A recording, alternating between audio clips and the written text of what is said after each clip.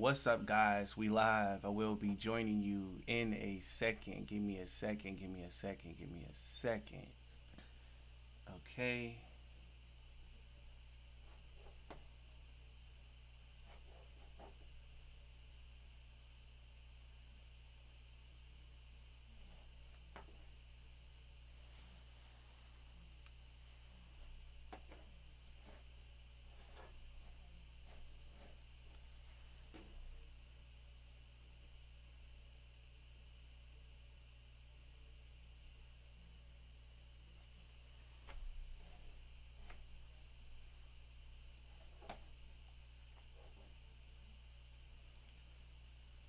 Starting in a second, y'all. Starting in a second.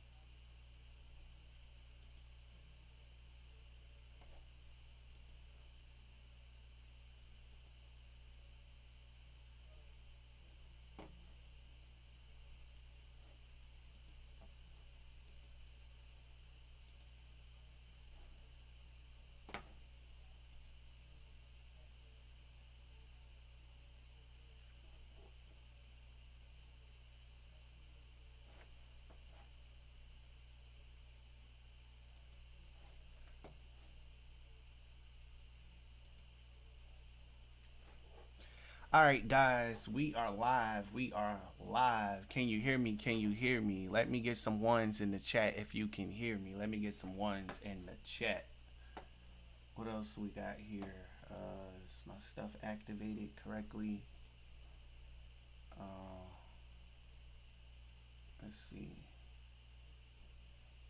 All right, we got the Discord here. Give me 1 second. 1 second. 1 second.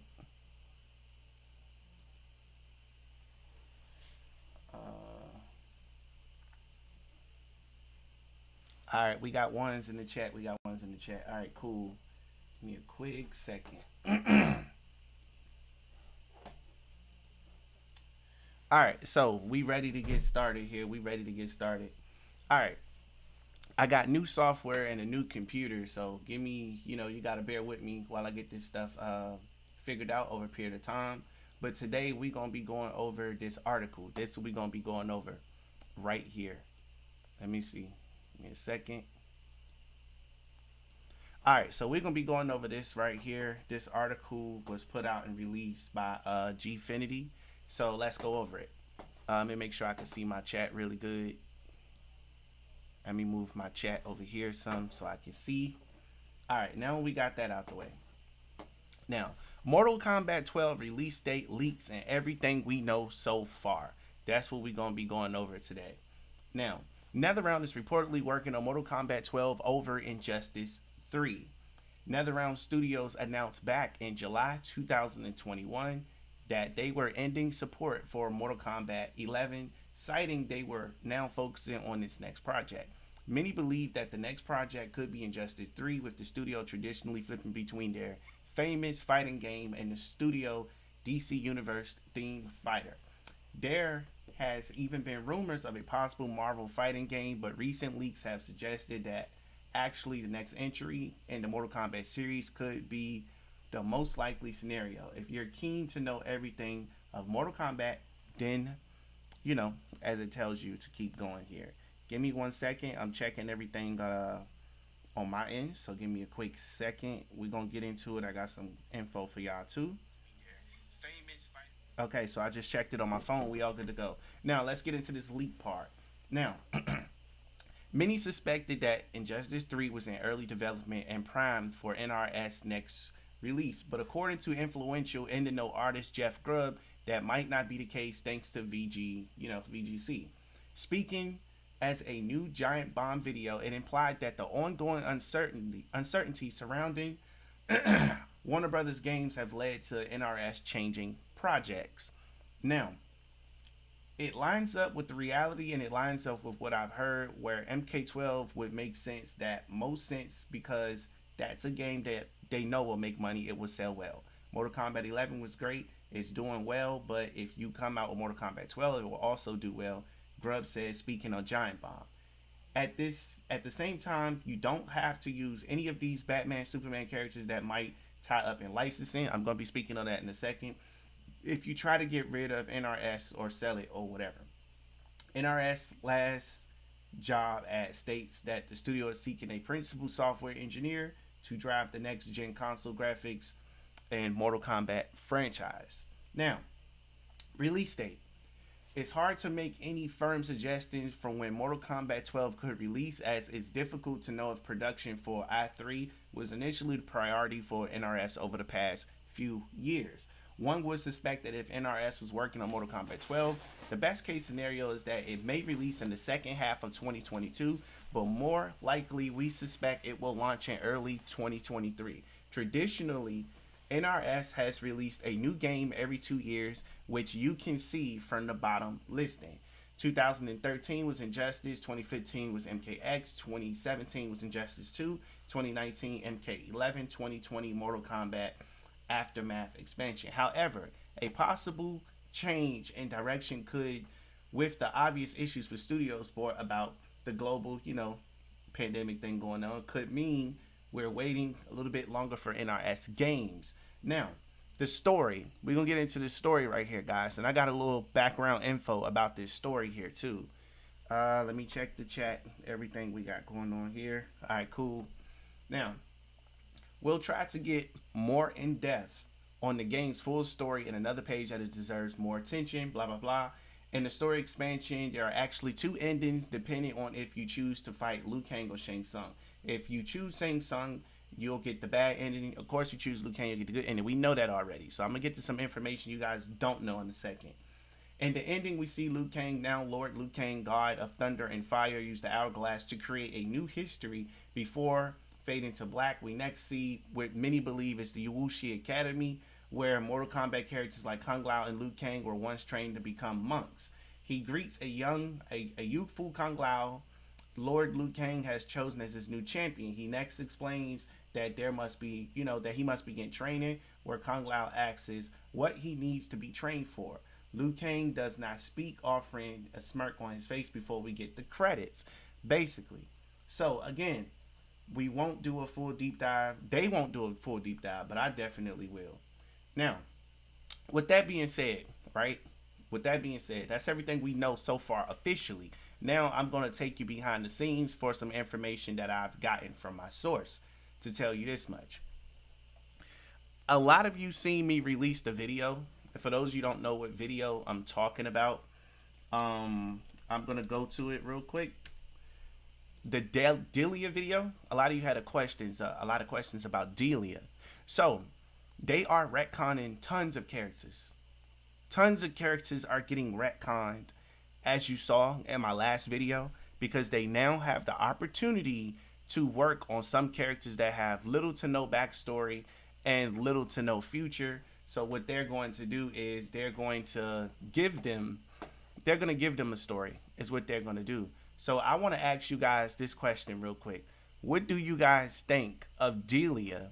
Do you guys even know who Delia is? And if you do, how much do you know about Delia, and would you like to see her in Mortal Kombat 12? That's the question that I have for you guys. So I'm going to click here and go to video. I meant to click on videos, not playlists. Let's see this here. Deshaun, we're discussing leaks. I'm talking about leaks or whatever the case is. So I just want to make that clear so you don't feel like you got does China allow their citizens to pay Mortal Kombat R-rated ban in theaters? I don't think so. But this right here, Mortal Kombat 12, Delia will be retconned. And then I told you guys about Reptile being retconned also. Reptile and the Saurians are getting a retcon. You know, they're getting retcon, new weapons, full design, that type of stuff, whatever the case is. And I talked about it in this data mine link video right here about the stuff we're going to get. I do want to see her, but I don't know who she is. Delia is okay, let me say this about Delia, Deshaun. Delia is basically, she can see the future. She can see the future, meaning she saw Armageddon coming before it happened, which means her son Taven and Dagon, they were put into place to stop Armageddon from happening because she knew it was coming. But she ended up getting killed by one of her sons, and she got cheated on by Argus. So what I've been told by my source, they're going to retcon her story, and when her story get retconned, they're going to make her fake her death or just completely remove it. Because mind you, you mean to tell me this woman can see Armageddon coming, but you can't see your own son coming to kill you, and you can't see your own husband cheating on you? Something as simple as that, something small or whatever the case is. So yeah, they're not able, you get what I'm saying? So from what I'm being told, that's what the retcon is going to be for Delia and everything. Also Suhao is another one that they're getting ready to completely revamp. Suhao, and then we got new characters coming. I'm told there's going to be about 3 or 4 new characters that we're going to be getting our hands on.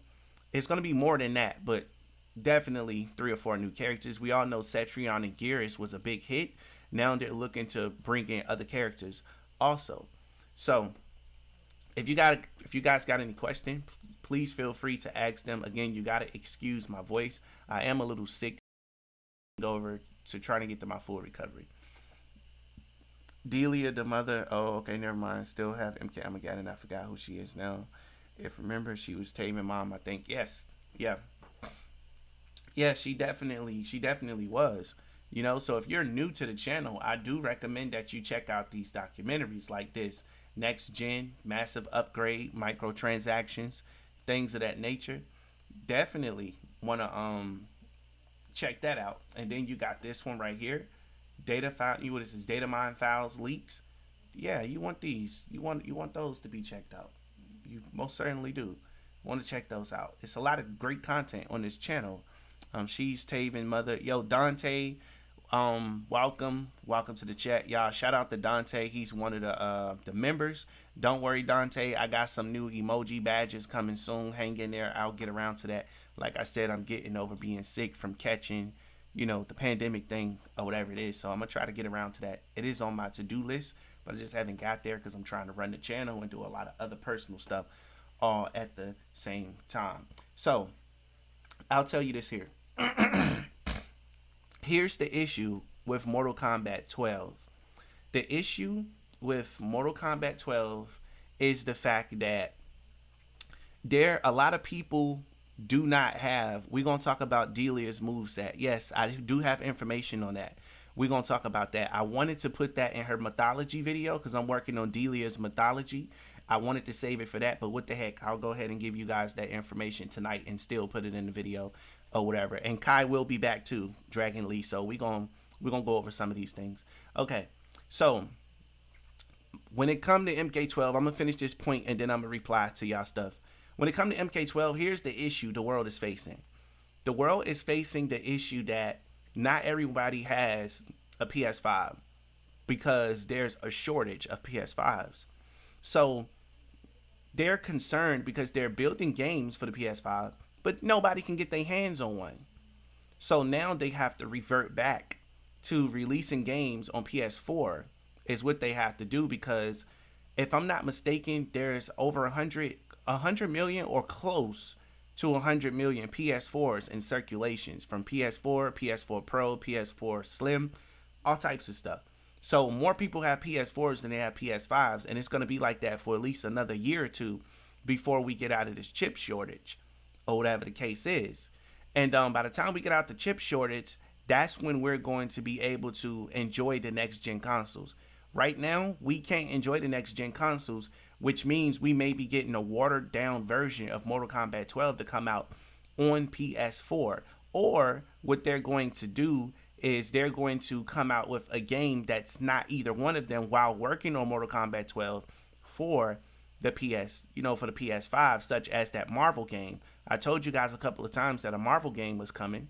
Remember that? I told you guys that it was coming, and we're going to get that at some point. So NRS is looking to release a new title. They're going to be releasing a new title at some point to kind of hold us over, but right now they're kind of in a pickle because, like I said, everybody don't have PS5s. For example, I had the money twice, and I still have the money to purchase a PS5, but you cannot find one. You can't find a PS5, so that's what shuts the company down right there. That shuts them down from moving forward. So now they have nothing but time to work and to get these characters together. And this is the reason why they're doing things like Reptile's Big Retcon or Delia and things of that nature, because they have a lot of downtime to work on it. They've been working on this game going on almost 2 years now. Is it about 2 years? Almost 2 years since the pandemic started. They've been working on it since they had to work from home. So they have more than enough time to get things done. I'm hoping to God that the females will show skin and have skimpy outfits again, like MK9. I could tell you this, they're going to have sexy looking outfits, but they won't be too skimpy. So we may get an Ultimate Mortal Kombat 3 Sindel outfit, for example, but they're going to make it look more professional and not just make them have like the biggest boobs on the planet and stuff like that. So they're going to keep it more so realistic and everything. They're going to keep it more so realistic, but at the same time, we still going to get what we asking for. Now, I want to bring somebody else to y'all attention really quickly. And let me see. Is my alert boxes and stuff working? I don't think none of that's working. Maybe I can make this smaller. Hold on, y'all. Give me a second. I don't think that's working. Okay, my gold box is working up there. What about my alert box? Give me a quick second. I'm trying to get my boxes to work real quick. That way I can see your stuff. Alert, global, moderator tools. All right, I'll go into all this later. I don't want to hold the stream up. So okay, there we go. I'm getting the chats. I'm getting everything to appear over here, which is good. So it looked like it's working. Sindel said can't even afford one. Okay, so I got the chat on screen. Okay, that's great. That's great. I got the chat on screen, so it'll be able to show the way it's supposed to show. What is that? That's called that's the chat box. All right. So I'm getting ready to show y'all something, to let y'all watch something real quick. And I'll be back because we're going to talk about another character that's going to be featured in Mortal Kombat 12. And this is a returning character that you guys wanted to get your hands on. So without further ado, hopefully it doesn't skip too bad, I'm going to introduce this character right here. Let's click over to our intermission, and then I will be right back with you guys.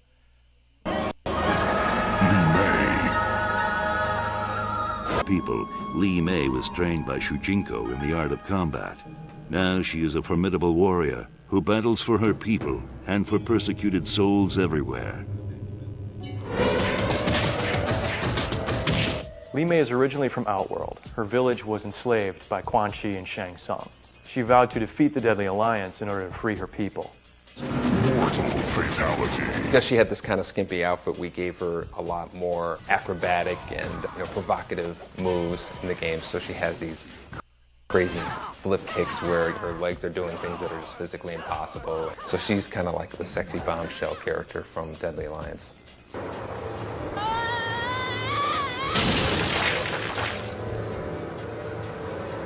Probably one of my favorite moves from Li Mei is her backflip kick. She rotates around in an impossible way, pops the opponent up for a juggle, so it's a sexy and useful move.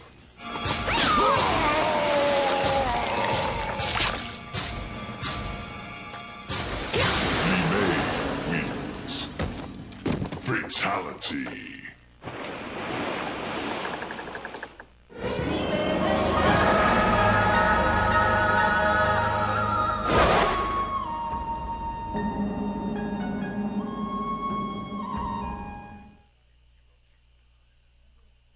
All right, so I just wanted to show y'all that to let you know that your girl Lee May will be back. She's going to be back, and she's going to be better than ever with her battle armor. I'm talking about Lee May coming out the gate as a whole stepper out here. She gonna be a force to be reckoned with, and it's about time we actually got her back. Let me see if I can find something more appealing for you guys that I can put on this screen. Give me 1 second.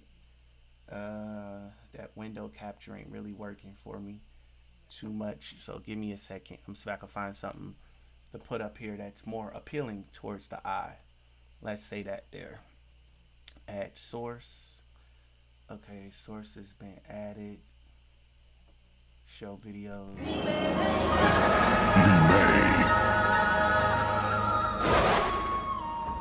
Fighting for the freedom of her I don't want to do that.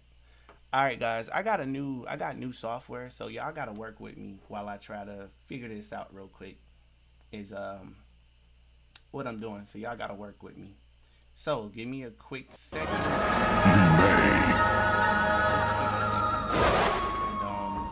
Fighting for the freedom of her enslaved people, Lee May was trained by Shujinko in the art of combat. Now she is a formidable warrior who battles for her people and for persecuted souls everywhere. Li Mei is originally from Outworld. Her village was enslaved by Quan Chi and Shang Tsung. She vowed to defeat the Deadly Alliance in order to free her people. Mortal fatality. Because she had this kind of skimpy outfit, we gave her a lot more acrobatic and provocative moves in the game. So she has these crazy flip kicks where her legs are doing things that are just physically impossible. So she's kind of like the sexy bombshell character from Deadly Alliance.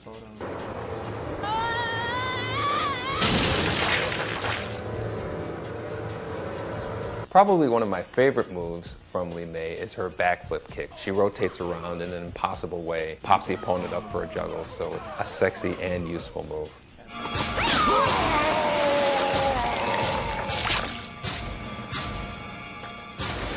Li Mei wins. Fatality. Alright, let's see what this is right here.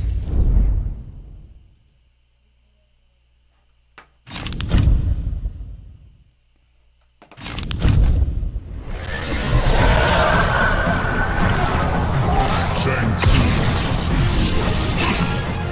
Nightwood.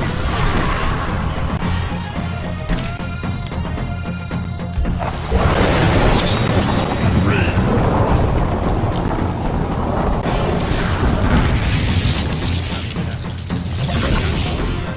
Cetrium.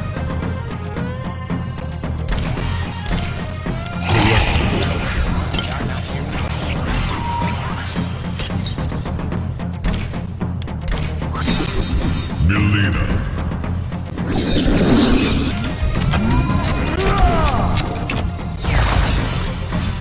Robocop. Total Khan. Scarlet. Devora. Aaron Black. Alright, y'all.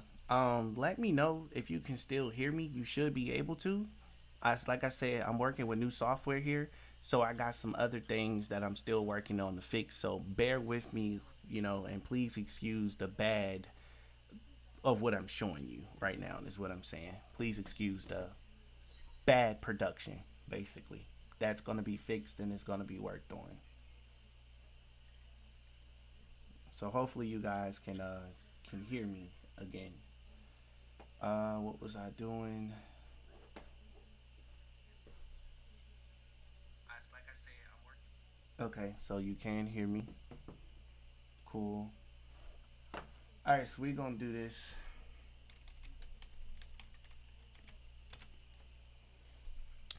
We're gonna do this, y'all. We're gonna do this.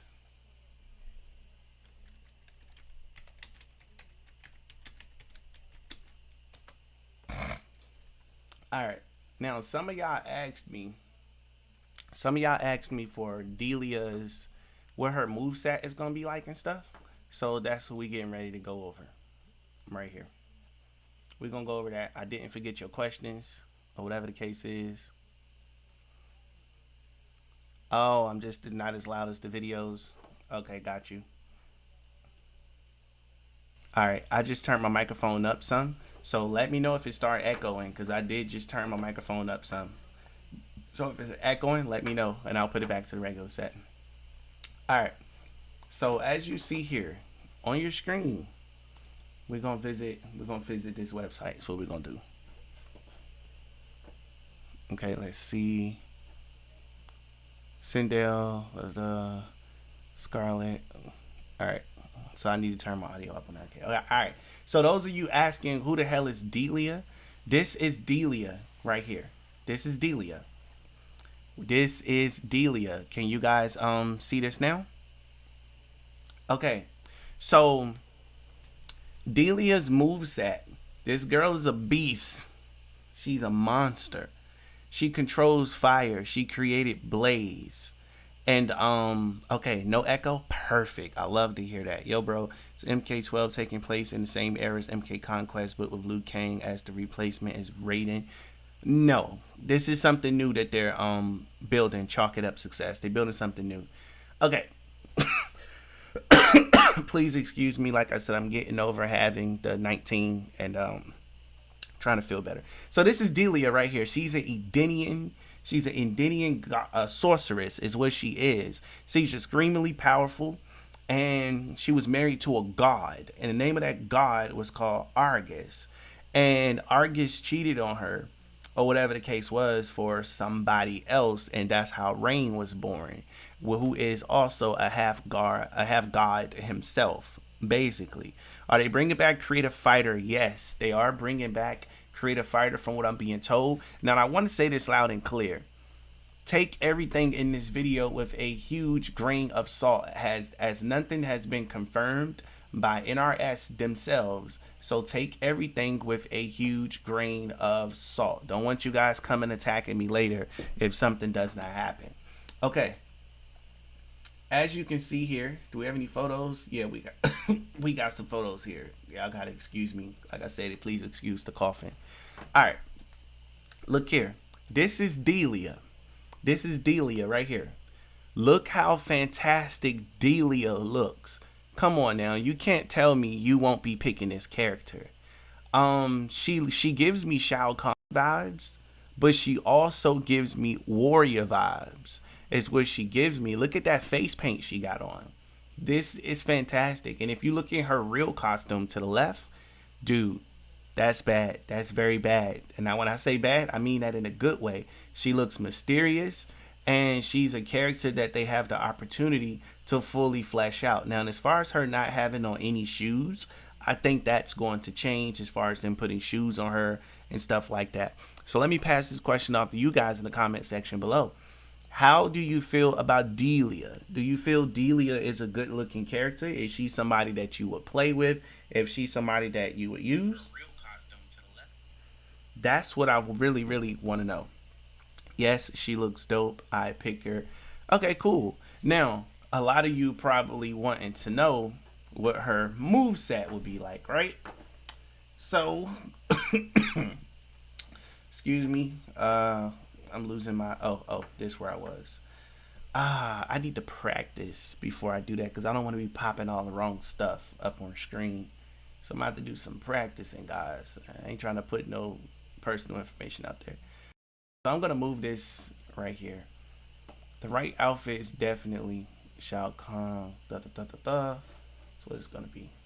Yeah, it does look like Shao Kahn with the big things that she got on the end.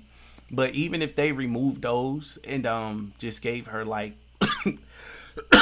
excuse me, some knee pads, not really knee pads, but some boots and stuff, she'll be good to go. Delia's headpiece design look better. It definitely does. Imagine if Liu Kang and Kitana had a kid in MK12. You actually are on to something, Scott. Scott, you're definitely on to something. You're on to something. That's all I'm going to say, and you got to wait for a future video to find out what I mean. The right outfit is definitely Shao Kahn's. Her will whip Cetrion, definitely would. Chocolate, I once had the same idea.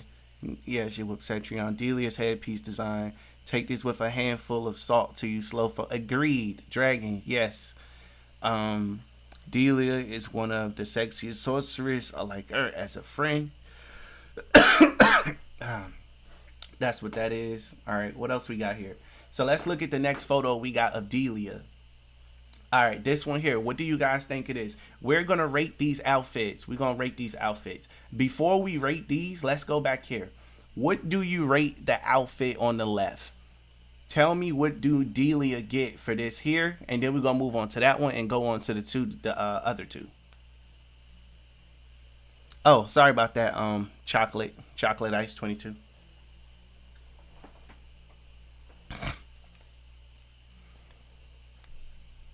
All right, guys, give me a second. I need to take my medicine so I don't be coughing all up in y'all ear.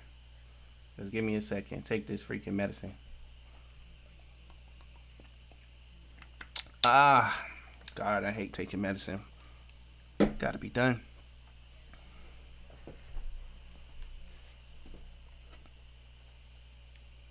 Oh, sorry about that. Chocolate ice. Yeah, no problem. All right, see, Austin said the costume 1 is a 10 out of 10. Okay, costume 2. What do we think of costume 2? I'm actually going to turn this to a series. Do you guys think I should turn this to a series as like redesigning characters? You guys think that'll be interesting to see? Let me know in the comments if you think that'll be interesting to see. Should I start the, what would I call it? The wardrobes of combat. I think I'm gonna call it the wardrobes of combat. Is that something you guys would like to see? Where I kind of just review and go through fan art and stuff, like character improvements. That sounds fun, to be honest with you. Marlo said he feels sorry for Rain. I do too. She will be coming in the next MK game, MK13, the daughter of Kitana. I can't say too much, Deshaun, but you on to something, but you're a little off by one number. Second costume is 9 out of 10. Is what it is. All right, boom. Second costume, 9 out of 10. Let's move over. All right, so we're gonna move over here. Look at this. Now, this right here is what I like to call her demon form, where she just kind of evolves and she just looks like a goddess. I like the one on the left a lot better. Wardrobe of combat sounds dope. Combat costumes. Okay. I'm gonna look into that for you. I'm gonna write that on my board and actually bring that to life. Yeah, Liu Kang and Kitana got the best fatalities. Yes. Okay, so rate the costume on the left, guys. Costume on the left. What we rating that?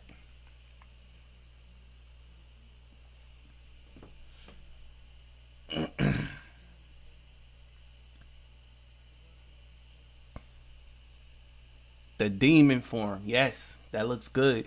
Also, I'm going to be doing a video also about forms, because a lot of the characters can transform and it's going to be involved with their animality, but that's something that's going to be done for Mortal Kombat 12, which probably is going to come for the PS5 or something, because it's going to require a lot of space, a lot of graphics, and a lot of extra work. So animality will be returning, but animality will not be what you once knew it was. And that's all I'm going to say in this video about that.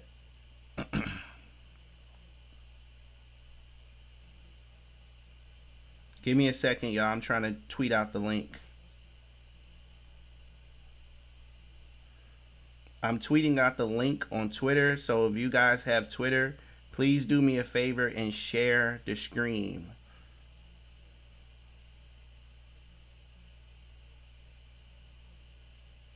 Okay, I'm replying to Tooten here, guys. Might be a bit difficult if we ain't doing it late at night or early in the morning. I'm fixing my schedule now, though. Okay, great. Great, we will. For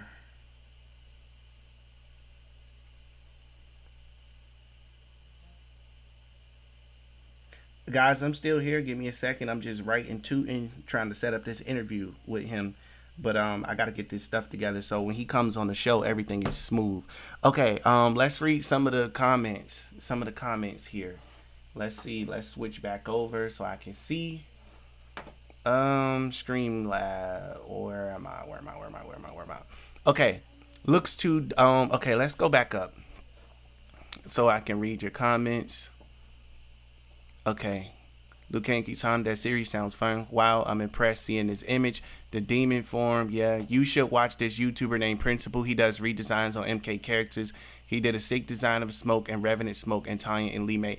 I'm actually familiar with Principal, and I'm going to be reaching out to him once I get this stuff set up to have him come on for an interview. And I'm probably, ain't no probably about it. If he wants to, I'm going to do a collab with him. Now, I did feature him in my Smoke video, I believe. So if you guys did not see the Smoke video, go check it out. All credit goes out to him.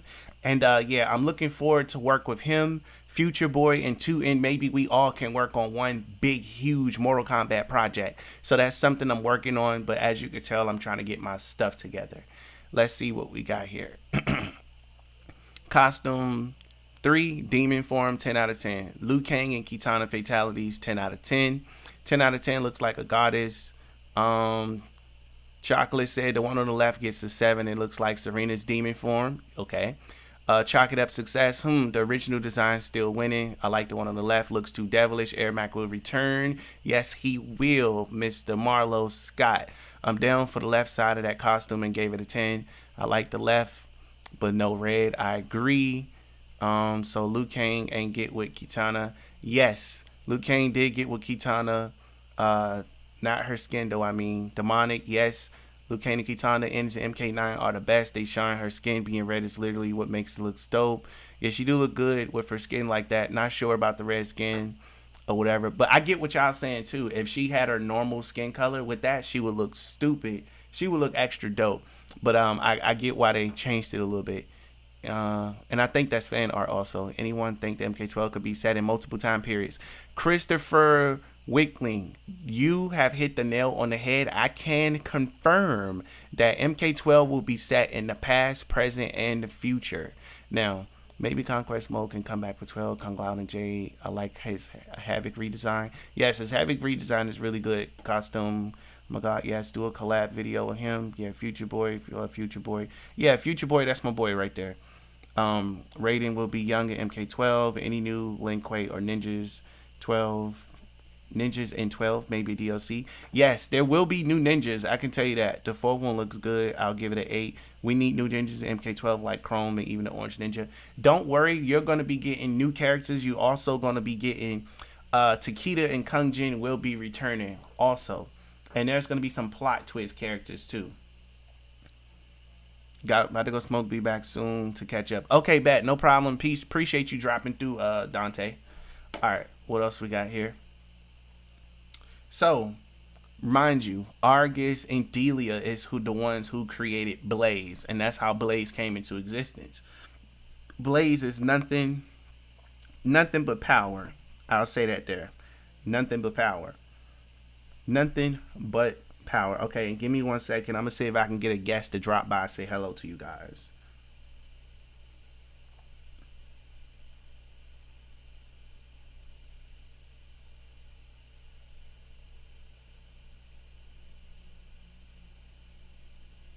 Give me a second, guys.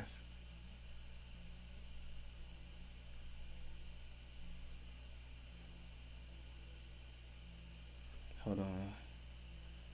Are you?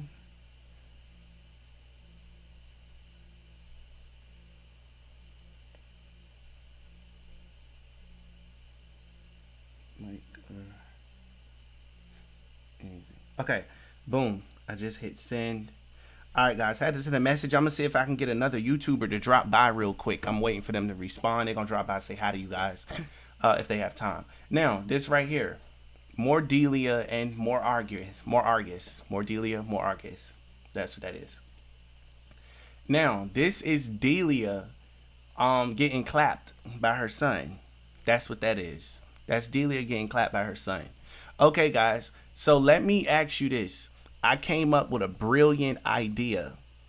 how would you guys like for me to introduce my comic book read along series, or basically where I just go live and we kind of read the comic together? Now, don't worry, I am going to have the audio fixed to where you guys can get on the microphone and kind of, you know, read along or just kind of give your thoughts and opinions on that. And we can kind of read the entire comic together, make fun of it, and just have one big party. So what do you guys think about that? Should I do the comic book series live? Should that be a live thing that we do? We pick a day to do it, or we do it daily or frequently, maybe once a week or on the weekends or something. Let me know what you think of that. And that may be something that I bring to reality. Let me see. Well, no.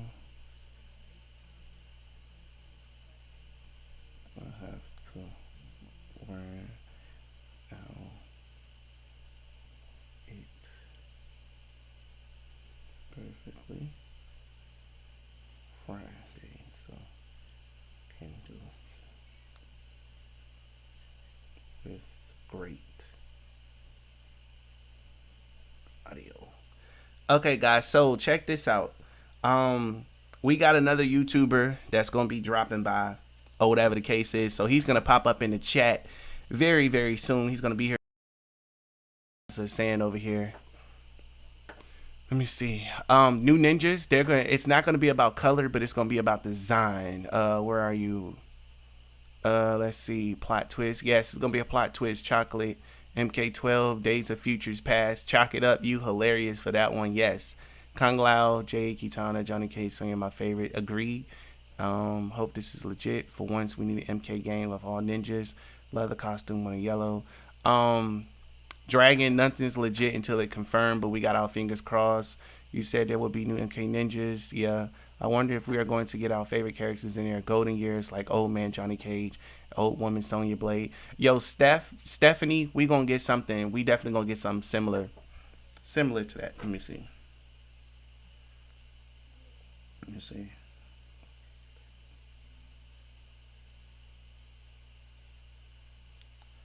Let me get a link so I can send him a link to this live that we on right now.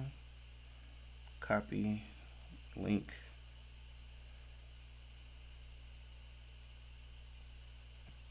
Okay, all right. So we got another YouTuber that's gonna be dropping through real quick. He'll be here in a second. Thank you, Sindel, and good evening. Where did these Delia pictures come from? They're out there.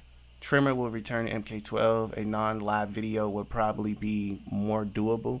Okay, chalk it up to success. We're gonna try that. We're gonna try both, and you guys will just let me know what you like better. That would be funny. Chalk it up. I agree. I can do one better. MK12, No Way Home. That'd be hilarious. Guys, I want to give a shout out to Tooten. We got Tooten in the building. If you don't know who Tooten is, you can go check out his channel and everything. Subscribe to his channel. He got some good content. He got a good thing going over there. Gamer for Life, one of my mods, if I can get you guys to mod Tooten up, go ahead and mod him up, or whatever the case is, that'll be good. He's gonna need that in the future because we're gonna be doing some members only type of thing. So go ahead and mod him up for me, or whatever it is. Scream is a bit behind, isn't it? Yes, Scream is definitely behind. That's something I'm gonna be looking into. Like I said, I got a new what you call it, new computer, new equipment that I have to learn so I can bring that lag down some, or whatever the case is. So yeah, guys, we got Tooten. He in the building. Shouts out to him. Also, now we're gonna go over to the next photo here. Tooten, I want to ask you this real quick. Which one of these do you like better as far as these costumes? Do you like, which one of these two do you like? Let me know which one of those that you like. You know what? Actually, let me see if I can hop on Discord real quick on my cell phone, and maybe I can put the audio through that. We're gonna try to do it this way so we can get you guys live. Let's see. The wave report. Okay, how can I go live? All right, so for those of you that are in the Discord, go to the Discord right now and click on podcast and get on the microphone. I'm going to try something real quick to see if we can get this to work. So go there, hop on microphone, and we're going to try to see if we can get some of y'all on the mic audio wise. I think that'll be pretty dope. Let me see.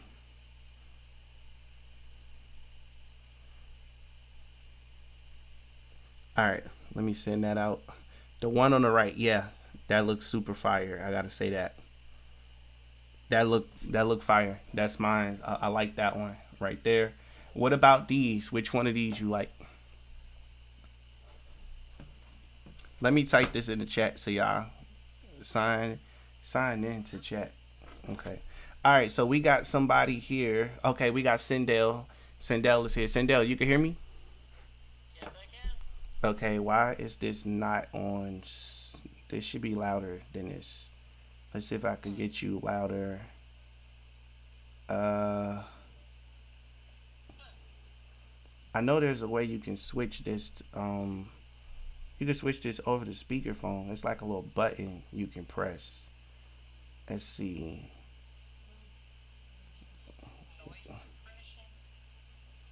Is this the button? Let me see. I'm here, guys. Give me a second. Trying to find out how to turn this audio. Voice activity, sensitivity. All right, you still there, Sindel? Yeah. Okay, yeah. So that's what it was. It was a voice. So we just gonna have to bootleg it like this, is what we do. That one on the right, probably right again. Yeah, I agree. Can I type? I can't even type in my own chat. Ain't that something?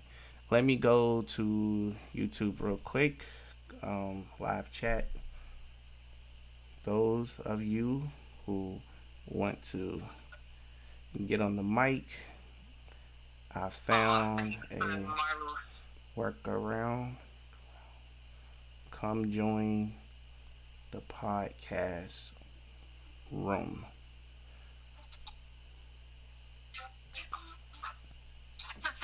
Come on, Marlo, you're gonna make me want to blush.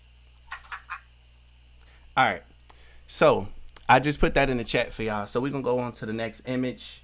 And there's Sindel. What do you think of these images?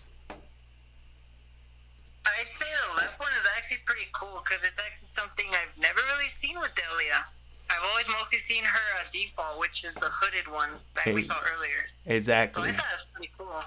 I'm feeling this red one. That one on the left, she looked like Chronica. She looked like Chronica in this one, just a little bit with the thing she got on her head. Yeah. She got that goddess vibe like feeling to her, is what she have. I really would like to see Rain be OP, almost invincible. That would be nice. Yeah, he should be. He should be. I know he in the comment section. I asked him to come through, hop in the chat for a little bit. He did, or whatever it is. We supposed to be setting up an interview for Friday. Is what we supposed to be setting up, or whatever the case is.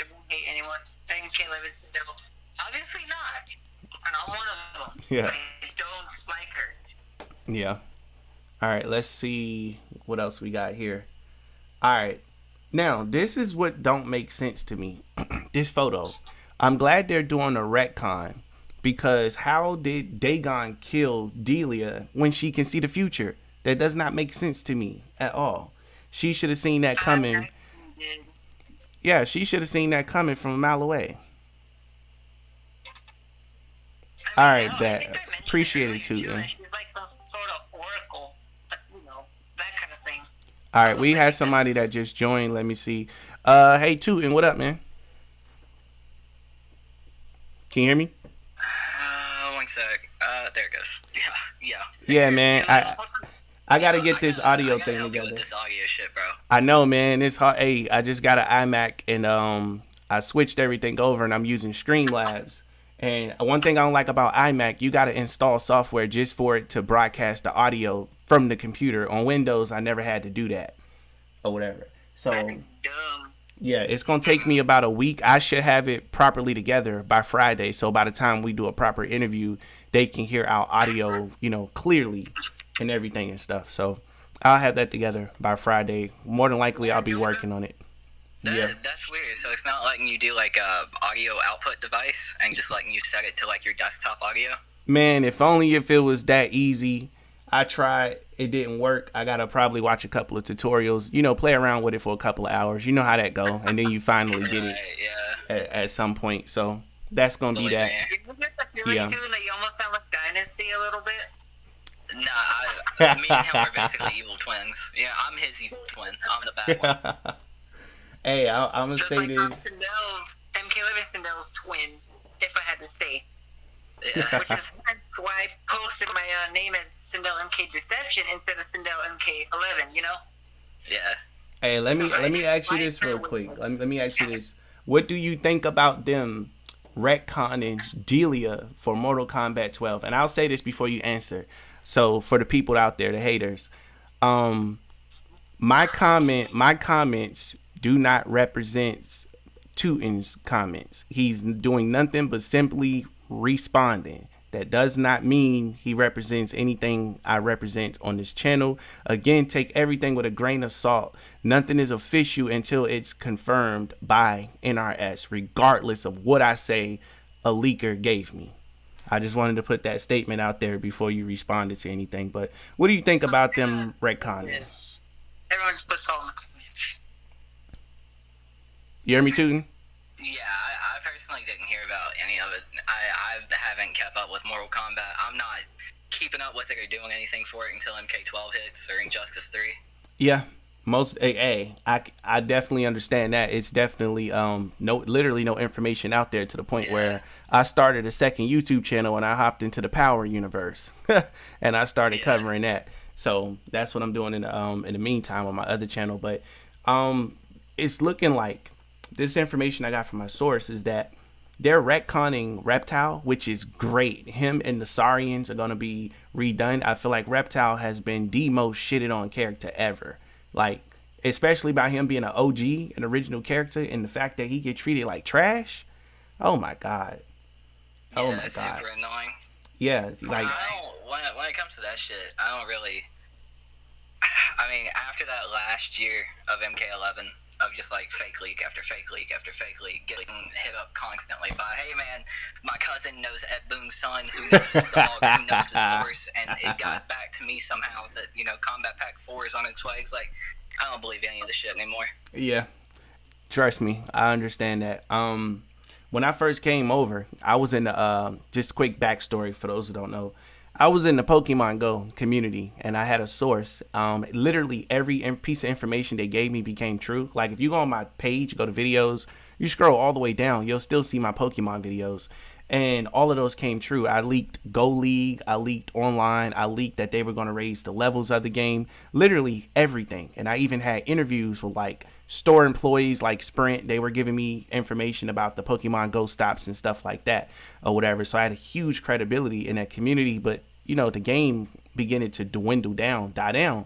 So I was like, all right, I want to get out of this community. I reached out to my source. I was like, hey, you got any information on Mortal Kombat or you know anyone? He was like, yeah, I got a guy or whatever it was. And he referred him to me. Now, I will say this is that due to everything going on in the world, I think that's one of the reasons why we did not get a lot of stuff, especially what we were supposed to get at the Video Game Awards, because we were supposed to get an announcement and a trailer is what we were supposed to get. And we ended up not getting that. And Ed Boon came out and said something, as you saw already, that we're not ready to release because it was not ready.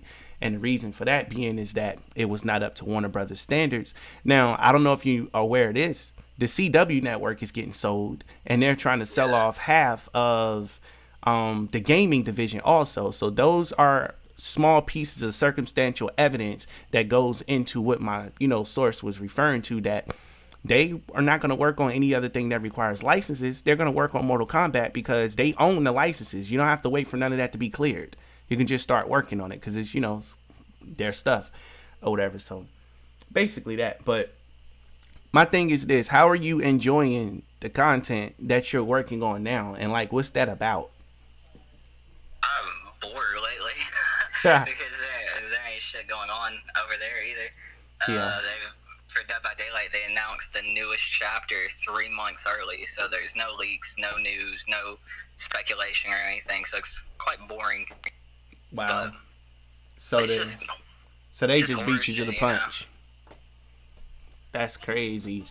Man, I'm gonna ask you this here. I'll probably clip this out. You can too. Also, if you see anything on my channel you're involved in that you want to clip out and upload, whatever, especially when we do the interview, you're more than welcome to do so. You have permission to do that. Let me ask you this: how do you feel about them bringing back Create a Fighter? We're just gonna call this speculation going forward, so it can be separated from rumors and leaks. How do you feel about them if they were to bring back Create a Fighter in 2022? I don't think they would. I'd love to see it come back, but I don't think they would. It takes too much effort. Well, yeah, and my thing is this: they've had almost 2 years or a full year of not being on their normal schedule for them to introduce it. Because I look at it this way, and let me know if you agree or not. Mortal Kombat is the Grand Theft Auto of fighting games. It always has been, but it never claimed its proper crown, because when they came out with Conquest Mode, Create a Fighter, all of that stuff, nobody, I'm not going to say people wasn't playing the game, because that would be disrespectful. So I'm going to say this: Mortal Kombat has the largest fan base to date compared to when Armageddon and Deception came out. Do you think that's a fair statement? They have more fans now. I don't know. That's a good one, because Mortal Kombat was kind of the subject of free real estate when it came to promotion. You know what I'm saying? Like back in when the game came out, what was it, 92, 93, whatever? Yeah. And then released every sequel and everything. It was kind of the subject of free promotion thanks to fucking, what are they called? Lawmakers, judges, whatever you want to call them. People in the public eye hating on it and shitting on it. And so I'd say it's always been as popular as it is. It's just grown so much due to how gaming's grown. So it's just kind of grown along with gaming. So I'd say the fan base now is the equivalent of how big the fan base was during Armageddon and Deception and stuff. It's just now gaming is a lot bigger in general. So I'd say it's kind of equal. It's just different points in time. Okay, got you. Yeah, that's a fair statement right there. Because I look at it this way: if they came out, in my opinion, if they came out with Create a Fighter in 2022/2023.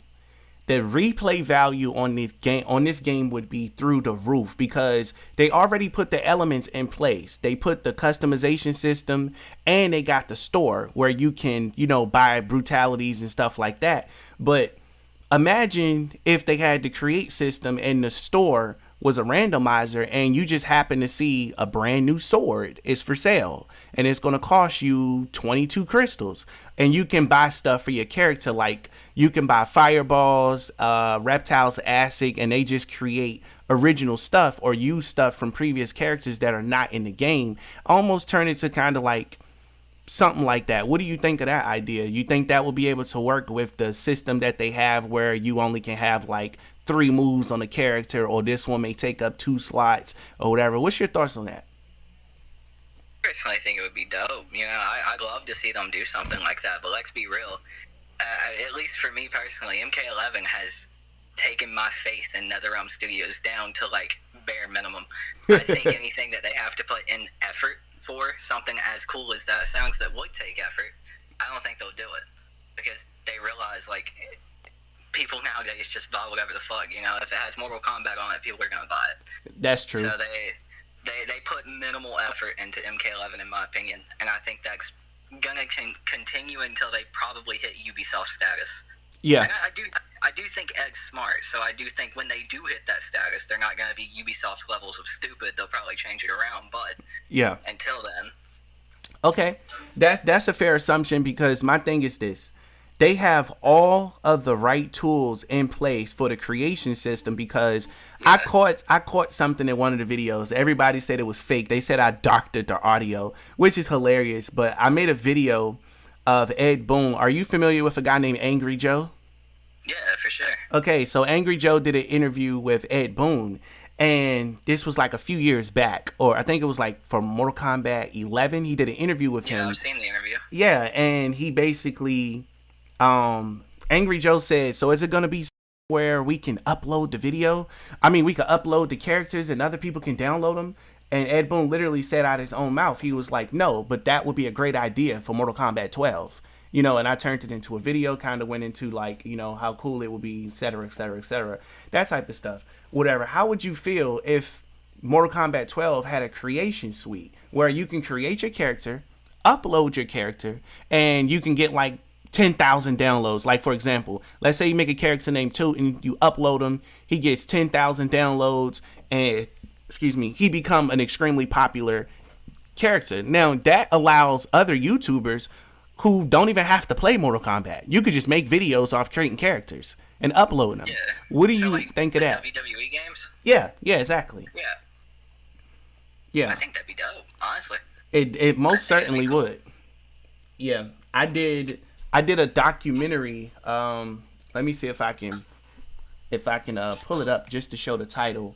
For those of you watching, if you want me to go more into detail about that, you can just watch the documentary that I made. I think it's called MK12 Next Gen is the name of it. So you can go check it out. I'm going to pull it up here on your screen so you can see the title of it. And after this stream, you can go to my channel and you can click on it and watch it. Y'all definitely check out the 1 hour long documentaries. I put a lot of work into those. And they're very, very good. I'm telling you that now. They're very good. They're very detailed and things of that nature.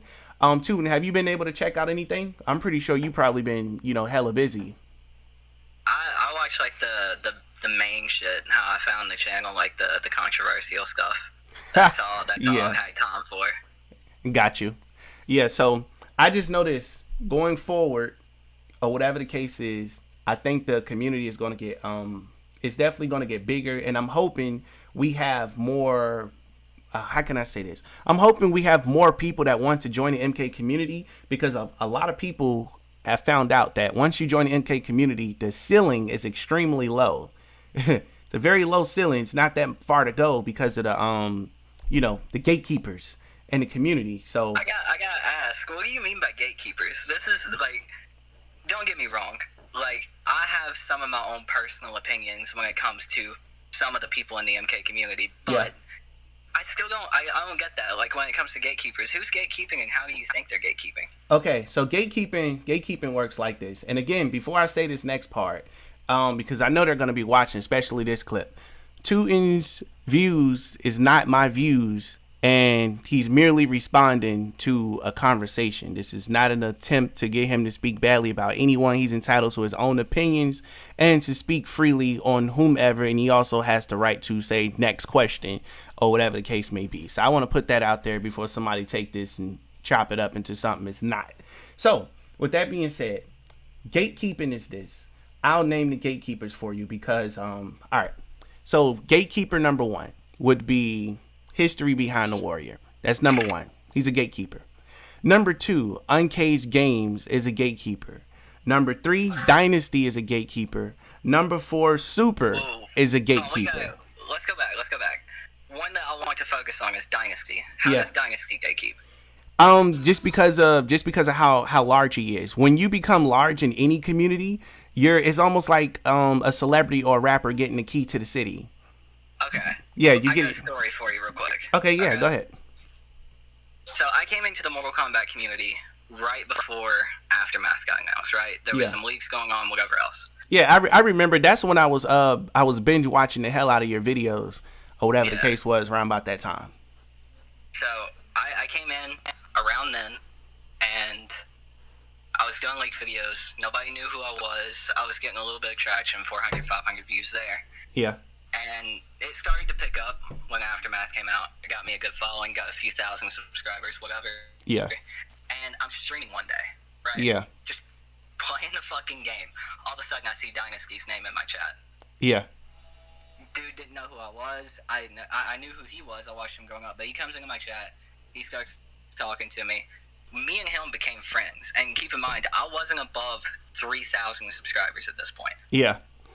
So that man, over time, he's been like a brother to me, like a big brother. He's come in. He's talked to me when I've had rough times. You know, we've built a really good relationship. And I've seen him do that for other YouTubers. Yeah. When it comes to gatekeeping, I think the idea is entirely wrong, in my personal opinion. Yeah. Like, I'll be real. I don't like uncaged content. I don't like his personality. Yeah. But I don't think he's gatekeeping. I don't think anybody really is. I think it's just a matter of growing and figuring out your content and how to market yourself. I don't think anybody at the top is personally trying to keep any one of us down because I'm still not big. Okay. Nobody in the community gatekept So- me, and I'll say this real quick. I'll respond to this real quick. This part, so I don't lose my response on this. I'll say this. While I agree with what you're saying, I'll say this here. I think they can do a better job at bringing others up, because I'll give you an example and how this came about. When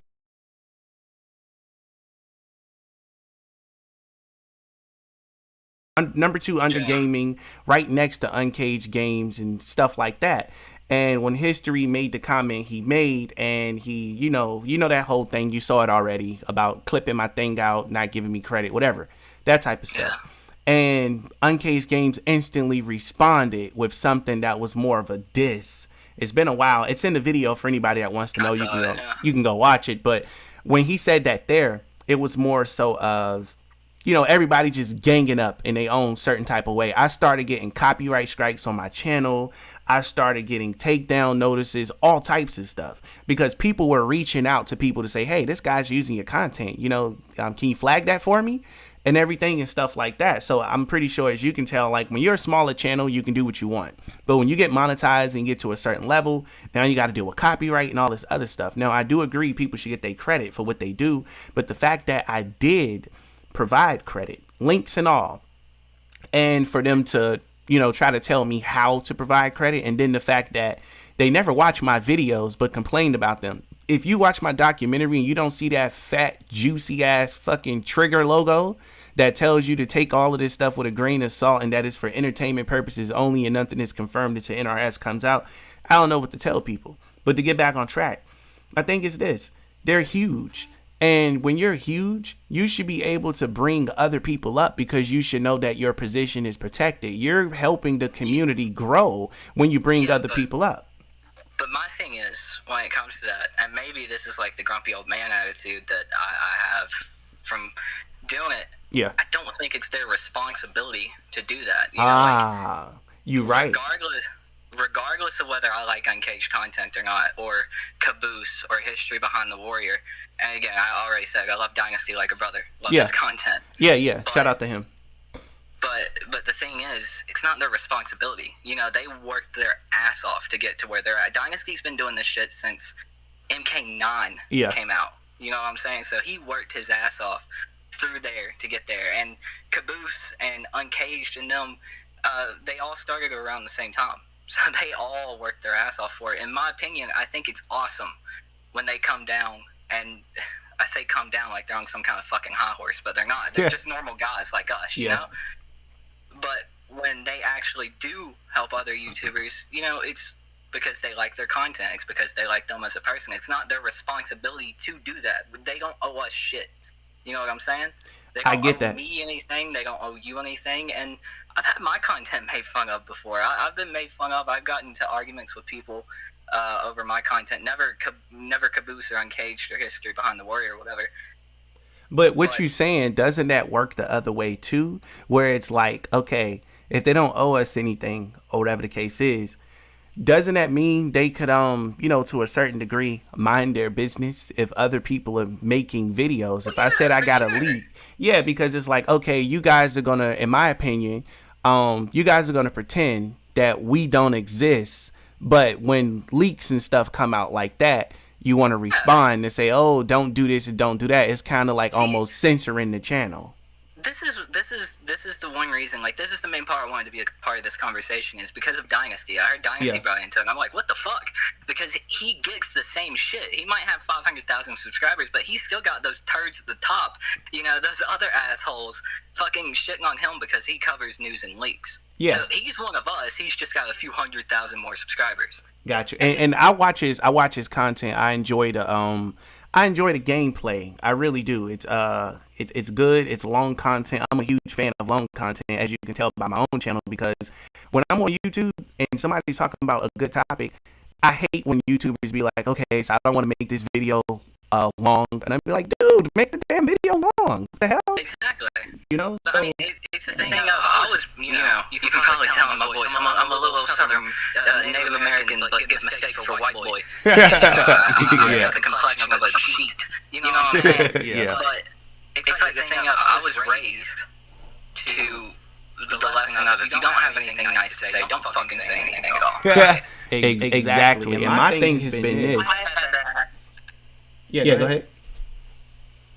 I was gonna say, I've actually been raised with that same notion that Tooten just said, because I'm gonna do a little history lesson here, because my grandmother, before we moved in to where we are now, me and my dad literally had to do a lot of shit. And after a while, our landlord literally just kicked us out, or my dad actually just decided to move out, and we moved to my grandmother's. I've actually had to go through a lot of lessons with her, especially on how to, treat people, or, like, treat people the way you want to be treated. That kind of golden rule thing. Yeah, I'll say this. When it comes to treat people how you want to be treated, I operate under different rules. As you can tell, young African American man, same story to a degree, meaning, came up difficult area. I always believe in, you gotta fight. You gotta fight for what you believe in. You gotta fight for your respect. Simple as that. That's the only way people are gonna respect you to a certain degree. Because when you get big, when you get to a certain level, people are jealous. They don't like you. They want to take you out. Or when you become a threat. Because I look at it this way: my leak videos, oh my God, they did numbers. And then my documentary, I got one documentary that's like, if I'm not mistaken, it's like over 75K or close to it. And I'll tell you this much: I don't mind talking about finances or anything like that. Other YouTubers don't have to, but I'll tell you this: for me to do those and for me to rake in like over 3 bands off making documentaries and hour-long content, or whatever the case is, that put me in a different category, because the bigger the other YouTubers get, they're going to continue to recommend my content. But I don't like the fact that they say, hey, don't watch those leaks, don't support them. I understand where they're coming from on a logical level, but at the same time, it's like, this is not affecting your channel. And if you're going to have something to say about my channel, then we might as well communicate and help each other. Or otherwise, like you said, don't say shit at all. Just continue to act like I don't exist. Well, the thing about it is, when it comes to that, is you always have to, always tell too. It's a really good statistical going when someone's into. Yeah. The one thing I think with history on really bullshit. Regardless of the way everything was handled with the thing. Yeah. I think that was shitty on your part. Yeah. But I think the way you handled that was shitty. I think the way other people who have done that, who have talked about news, who have talked about lessons, and they shot it and then tell everybody not to watch it. I think that really fucked up. But the thing about it is, most of the people that watch those channels, history behind the warrior, my channel, your channel, we're gonna have those few doughboys, who like follow us head over heels. Their heart is on our sleeves, and then they're gonna do exactly what we tell them to do, no matter what. That is a small percentage of the community, like 2-3% of the community. So I don't even think it makes much of a difference, other than him wanting to make himself look better. I don't think that's gonna hurt your numbers. I don't think that hurts anybody else's numbers. I don't think so. I think it's just some doofus Hold on one second. People said the audio are bad. Can you fix the audio? What are they talking about? You should be able to hear an echo. Let me see. Yeah, there should. How can I pull this up? I'm using my phone, so I can't pull this up here. Hey, damn. Somebody in the chat, check and see for me about this whole echo thing. There should not be an echo, because the only thing I did was put my cell phone up to the microphone. So there should not be an echo at all. Maybe if I turn this down, let's see what happens with this. If there's a thing, then that means Discord must be coming. Oh, okay. I see what's going on here. I know where the echo is coming from. Let me exit out of Discord on my computer. God damn it. I hope that didn't mess up the combo. Okay, guys, do you hear echo now? You should not hear echo at all, because I exit out of Discord. So there should be no echo. Get in the comments. Let me know if it's good. It should not be echoing still. I think one of us will have to talk to echo. I'll just have him say it. What happened? Drop a 2 in the comments so that way Wave knows that it's doing better. So just drop a 2. Yeah, drop something in the comments. Let me know what's going on. It's better now, okay? Audio is kind of scary. Don't worry, guys. It's going to be fixed. Hopefully by next week it's going to be fixed. So that way I can get the audio directly from the computer itself and you can hear everybody's crispy voice at that point. So I apologize about that. I wish y'all would have said something earlier. What's funny to him is that actually before I got to meet you here in this stream. I actually used to watch your videos, by the way. I thought I'd just let you know about that. It's funny. I remember your name. Yeah, my thing is that I came across your content.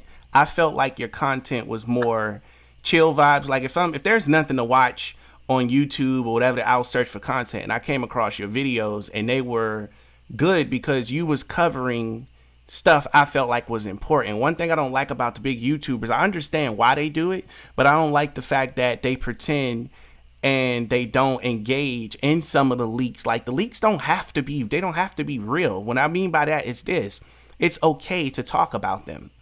You tell people it's not real and you talk about them. When you got the money to where you can literally just be like, all right, talking to your girlfriend, be like, all right, hold my phone, bro. I'm gonna walk in the store and buy like fucking 25 Mortal Kombat action figures because I have the money to. Yeah. I mean, it's easy, It's super easy. I mean, talking about news and leaks is contrary to the popular belief that it's just easy and throwaway content. Yeah. I follow God knows how many news sites to keep up with. When it was Mortal Kombat, and now Dead by Daylight.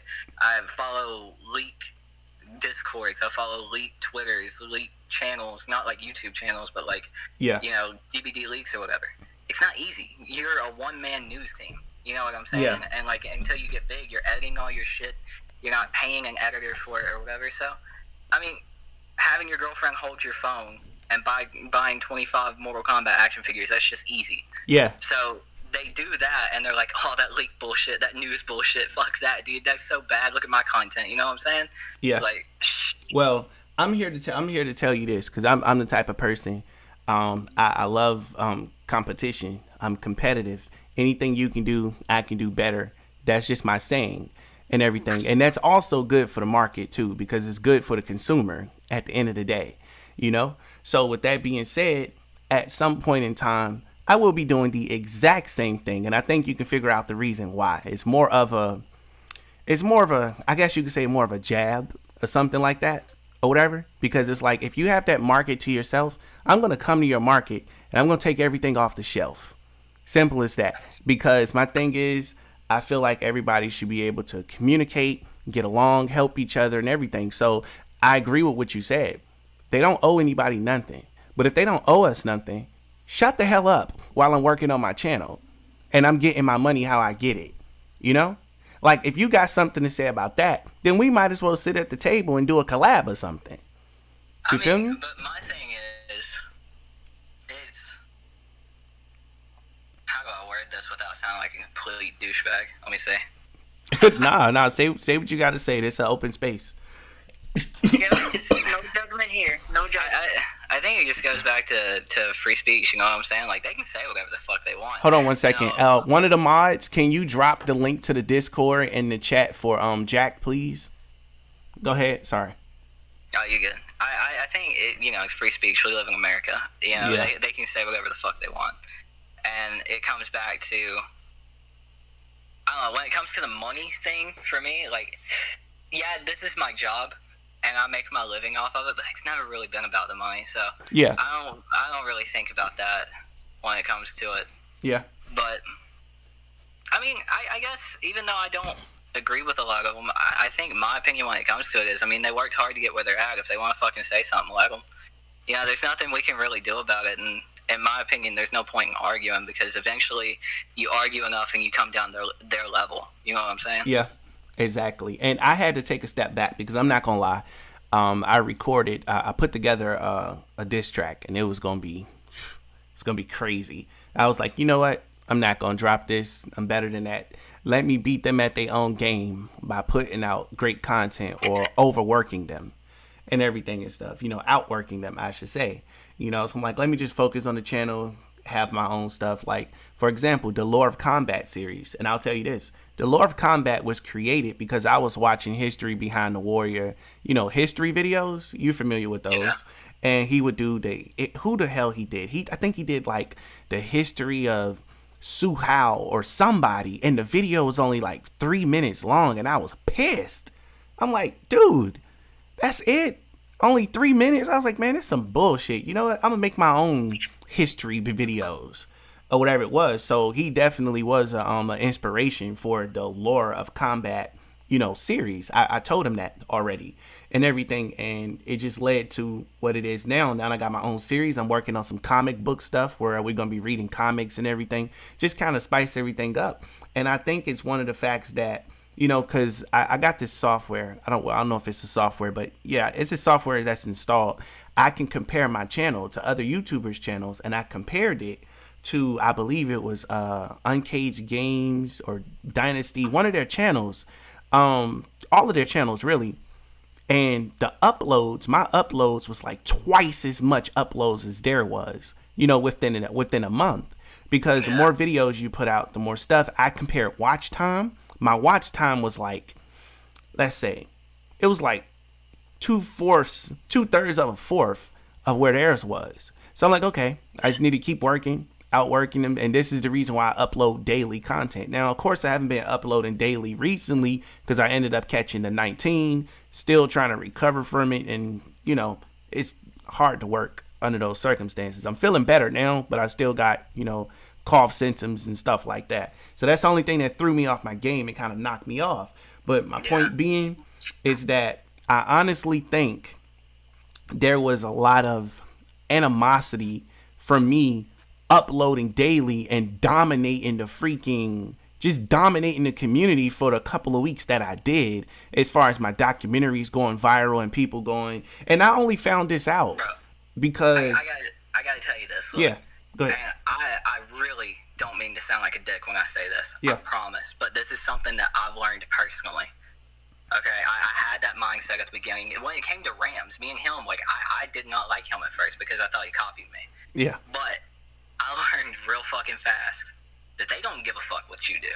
They don't care if you're uploading daily. They don't care. I mean, they like to make fun of leaks and news. Yeah. But they don't care what kind of content you're making. They don't give a fuck, really, in a sense, about you at all.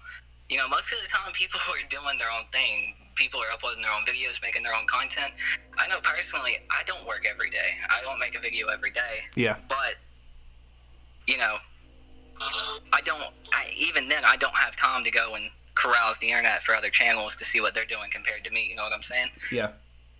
Unless, you know, they're directly in quotation marks competition with me. So someone like The King or Polyester, who literally makes the same type of videos in my category, I'll see like, oh, but then again, I consider them, you know, known acquaintances and like work partners, I'd say, because they follow me, I follow them, whatever. But, you know, they don't give a fuck what I'm doing. They even though they know who I am, they don't care what I'm doing. And I don't care what they're doing beyond like, I hope their channel is doing well. Yeah, So I get what you're saying. Beyond that one experience that you have with History Behind the Warrior being a fucking ass, I don't think they fucking care beyond that. You know what I'm saying? Yeah. And I don't mean to sound like an ass when I say that. And no. It's a hit to the ego when, you know, like, you've worked hard and you're at, what are you at, 15,000, 16,000 subscribers? Yeah, I'm like 30-something subscribers away from 16K. 16. Yeah. So it hits your ego. You know what I'm saying? When like someone tells you that. I know it. I've been there. But I know no one gives a fuck about me, about what I'm doing. And I don't want you going into the future of your channel because I do like the content that you make, aside from the controversial shit. I think you make some really good diversified content of talking about leaks and news. I wish you would dip on the source that you got because he's been wrong way too many times. And yeah.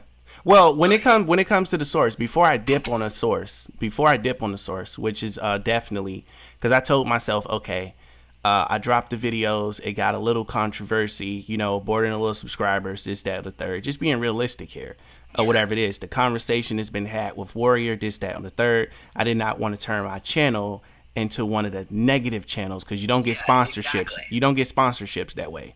at all, you know? So I was already planning to get away from stuff, but I'm like, you know what? When it didn't happen with the Video Game Awards on the information the source gave me, I also said that just because it didn't happen at the Video Game Awards doesn't mean that it won't happen at all. But in order for that to be found out, we got to wait for them to release Mortal Kombat 12 to see what's in it, you know? So I'm like, okay, I'll let all of this stuff go now. But by the time Mortal Kombat 12 comes back out, then I can make the videos because I'll have actual evidence on what's in the game, what's coming out next, or whatever the case is. But I'm going to be honest with you. Me releasing the reason why I continue to post source information, I make sure I'm more careful. You know, History did have a point. He was like, hey, you know, at least you want to warn them, this, that, and the third. My response was, fuck them kids. You know, like, you on YouTube watching stuff, you should be old enough to know what to take, what's real, what's not, what to take what you need to take from it and everything and stuff. But of course, being open-minded, I'm like, okay, at least I can do is put a warning logo in front of the video and everything and stuff, so I can kind of get my point. You said what? I'll tell you right now, a spoken logo, a warning logo, that still don't mean shit. Yeah, like, they won't read it. They'll skip that, and then they'll still come to your comments and say, oh, misinformation, this is wrong, you know, fake leak. That doesn't matter. You really, in this community, and I've made the mistake, I told you that in that comment I left, I've made the mistake of covering fake leaks and looking at the wrong sources and shit consistently. But when you left that comment, that would told me what type of person you was, because you came in and said, basically gave your experience, was like, hey, been through this before, this, that, you might want to move this way, move that way. And I feel like with History in them, they could have did the same thing. Shot me a message. Hey man, what's up? Welcome to the community. I checked out some of your videos. Here's a few tips. You know, when it comes to the whole link thing, you kind of want to stay away from those. You can kind of grow doing this or doing that. Nobody did that. Not that they, you know, and they don't have to, but it would have been nice. But the way that they presented themselves, I just wasn't cool with it. But when you left the comment, I'm like, okay, you know, he's being blunt. He's being honest. He's saying, hey, watch out for this, watch out for that. I'm like, all right, you know, that's some real stuff right there. You didn't have to. You could have just watched all of the stuff, laughed, and kept doing what you were doing.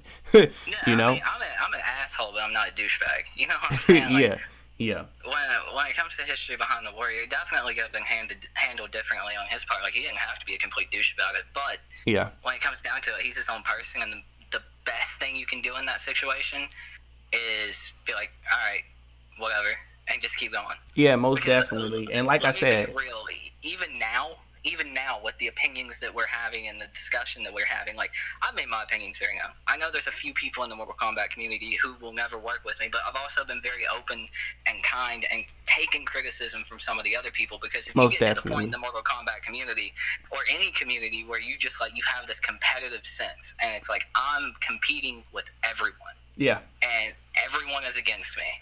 Whether they think so or not, everyone is against me. You're not going to go anywhere. Exactly. Once you get to a certain point, in my opinion, it comes down to some collaborations, knowing people, networking in some instances.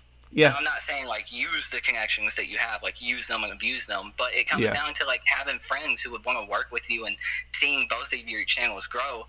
But if you have this mentality of, like, fuck everyone else, or everyone else is out to get me, then no one's ever going to work with you, and they're always going to label you as bad content or clown or whatever else. Most definitely, and that's the reason why, you know, like I said, I didn't drop the diss track and all the videos I had. You know, when stuff going on, people start sending you stuff. So when they start sending me stuff about Cage, hey man, I got some videos, I got some information on his girlfriend, I got this, got that. I'm like, man, I'm about to drop a nuke on this dude. And then after a while making the video, I watched it back. I was like, you know what? I ain't even gonna do this, because this will remove any credibility that I have, because they'll look at it and be like, I'm just trying to tear him down, or whatever the case is. And my goal was never to tear anybody down. It was the more so, if you're going to come after me and hold me accountable, then I'm going to come after you and hold you accountable. Like, if you're going to tell me what to do, I'm going to tell you what to do, type thing. That's basically what my whole issue was with them, was like, shut the fuck up. Leave me alone. Let me make my videos. You guys make your videos and everything. But when they say something to me, I'm like, okay, I'm going to respond. But, you know, I took the right path, as in, focusing on my content to put out more content, and I'm looking to get more deeper in it. Like I said, I'm going to be introducing the comic book stuff, some read-alongs that we can do on lives, and just kind of make it into like a hangout spot where everybody can come and have fun and hop on the microphone anytime I'm live. Once this is fixed. I'm sorry, I didn't mean to laugh. Fucking Dynasty DM'd me. He said to tell you that he tried to box on Cage. Wow. No, straight up. Look, I want you guys to understand. Because, Dynasty, he gets shit on by a lot of people in the same way that, how it happened to you. Yeah. But literally, it seems like everybody is out to get him because he is at the top. Oh, he definitely is. This man is literally the granddaddy of the Mortal Kombat community. Yeah, he got 1 million subs, right? Yeah, he got 1 million. I believe he got 1 million subs. Isn't he the biggest one in the community? I'm not sure as far as sub count. It might honestly be Uncaged. I'm not sure. Wait, no. Actually, yes, that's correct. Super is the largest. Yeah, he Super, has is it Super or Dynasty? One of these, I think it's Super. Yeah, Super has 1 million. Yeah, he has 1 million. Yeah, he got 1 million. My thing is that Dynasty, he has great content. Like I said, I watch his stuff. I like when he covers stuff here or there. He's always been more so to himself, in my opinion. Sometimes you can just tell how YouTubers are just by watching their content. And if you check their social medias, you can see who's doing this, who's doing that. Now, I did see him go off a couple of times on Twitter, like, man, fuck this shit, or whatever the case was. But it gets like that. Yeah, it gets like that sometimes, But my thing is this. I'm looking for this to be my year, the year of the Wave Report, meaning that I'm gonna work my ass off to bring the greatest content that I can bring. My goal is to be the voice of the people. This is why I like going live, because once I get this thing fixed like it was at first, I want people to be able to drop by the screen and just get on the microphone. If you don't like me, we have a conversation about it. The fans can hop on and talk, and that's something I notice a lot of other YouTubers don't do because they want to avoid that scrutiny of people getting on. Yeah. Let me tell you, the reason they don't want to do it, and I've experienced it, you got it wrong there, brother. The reason they don't do it is because somebody eventually is going to join in and drop the hard ER on you. Yeah. Yeah. You know what I'm saying? You got to be careful about that shit. That's why I don't do it. Most definitely. I try to make sure the mods stay on their job and everything, and for people to kind of monitor things, meaning that if somebody hops in right now while we're doing this and doing that, I try to stay on top of it. I'll remove them from the thing instantly and ban them. And I've had to do it a couple of times. Like, for example, my Discord, I try not to turn my Discord into, I don't want it to be like a hate community. You get what I'm saying? Yeah. For like other people, like I ended up removing one of the guys that was in there because, when you came in that day, and DVD, me and him got a history. DVD Game Center. And I told him several times, I was like, hey, I'll allow you to be a part of the community, and no bad blood with him. I just did what I had to do. I told him a couple of times, stop trying to, in other words, what I'm trying to say, put people down or whatever the case is. You don't have to give me dirt on this person or that person, whatever the case is. I'm aware of everything. Or whatever it is. I was like, I'm giving you a second chance, or whatever the case is. Whatever people got going on, that's what they got going on to a certain degree. It has nothing to do with me unless it affects my brand. If it affects my brand, it's something different. The history with him there is I don't remember, it might have been for Aftermath. No, it was for Combat Pack 2. I think he dropped this big old leak. This big old thing on fucking GameFAQs or some shit. I don't remember. It might have been 4chan. Yeah. He dropped it, and it was obviously fake. And I called him out on it in an entire video and like a follow-up video, and he's fucking hated my guts since. So it is what it is. He sent me a DM after you kicked him from the server. Yeah, and I just basically told him, I was like, hey man, Tooten's in the group. You're allowed to have your opinions, but don't get into it with people. That wasn't the first time it happened. You get what I'm saying? Like, in your community, you'll know which person is always getting into something or annoying other people. And I gave him several chances and everything. I just had to boot him or whatever the case is. But shouts out to him. Hopefully he's doing well on whatever he's doing and everything. And initially, he didn't get banned initially. He got suspended. I suspended him for 3 weeks from the group. And I was like, once your suspension is over, you can come back. But he kept using different links to rejoin and try to explain himself. I'm like, there's nothing to explain. You know, it's just you suspended, take some time off, come back, rejoin the community.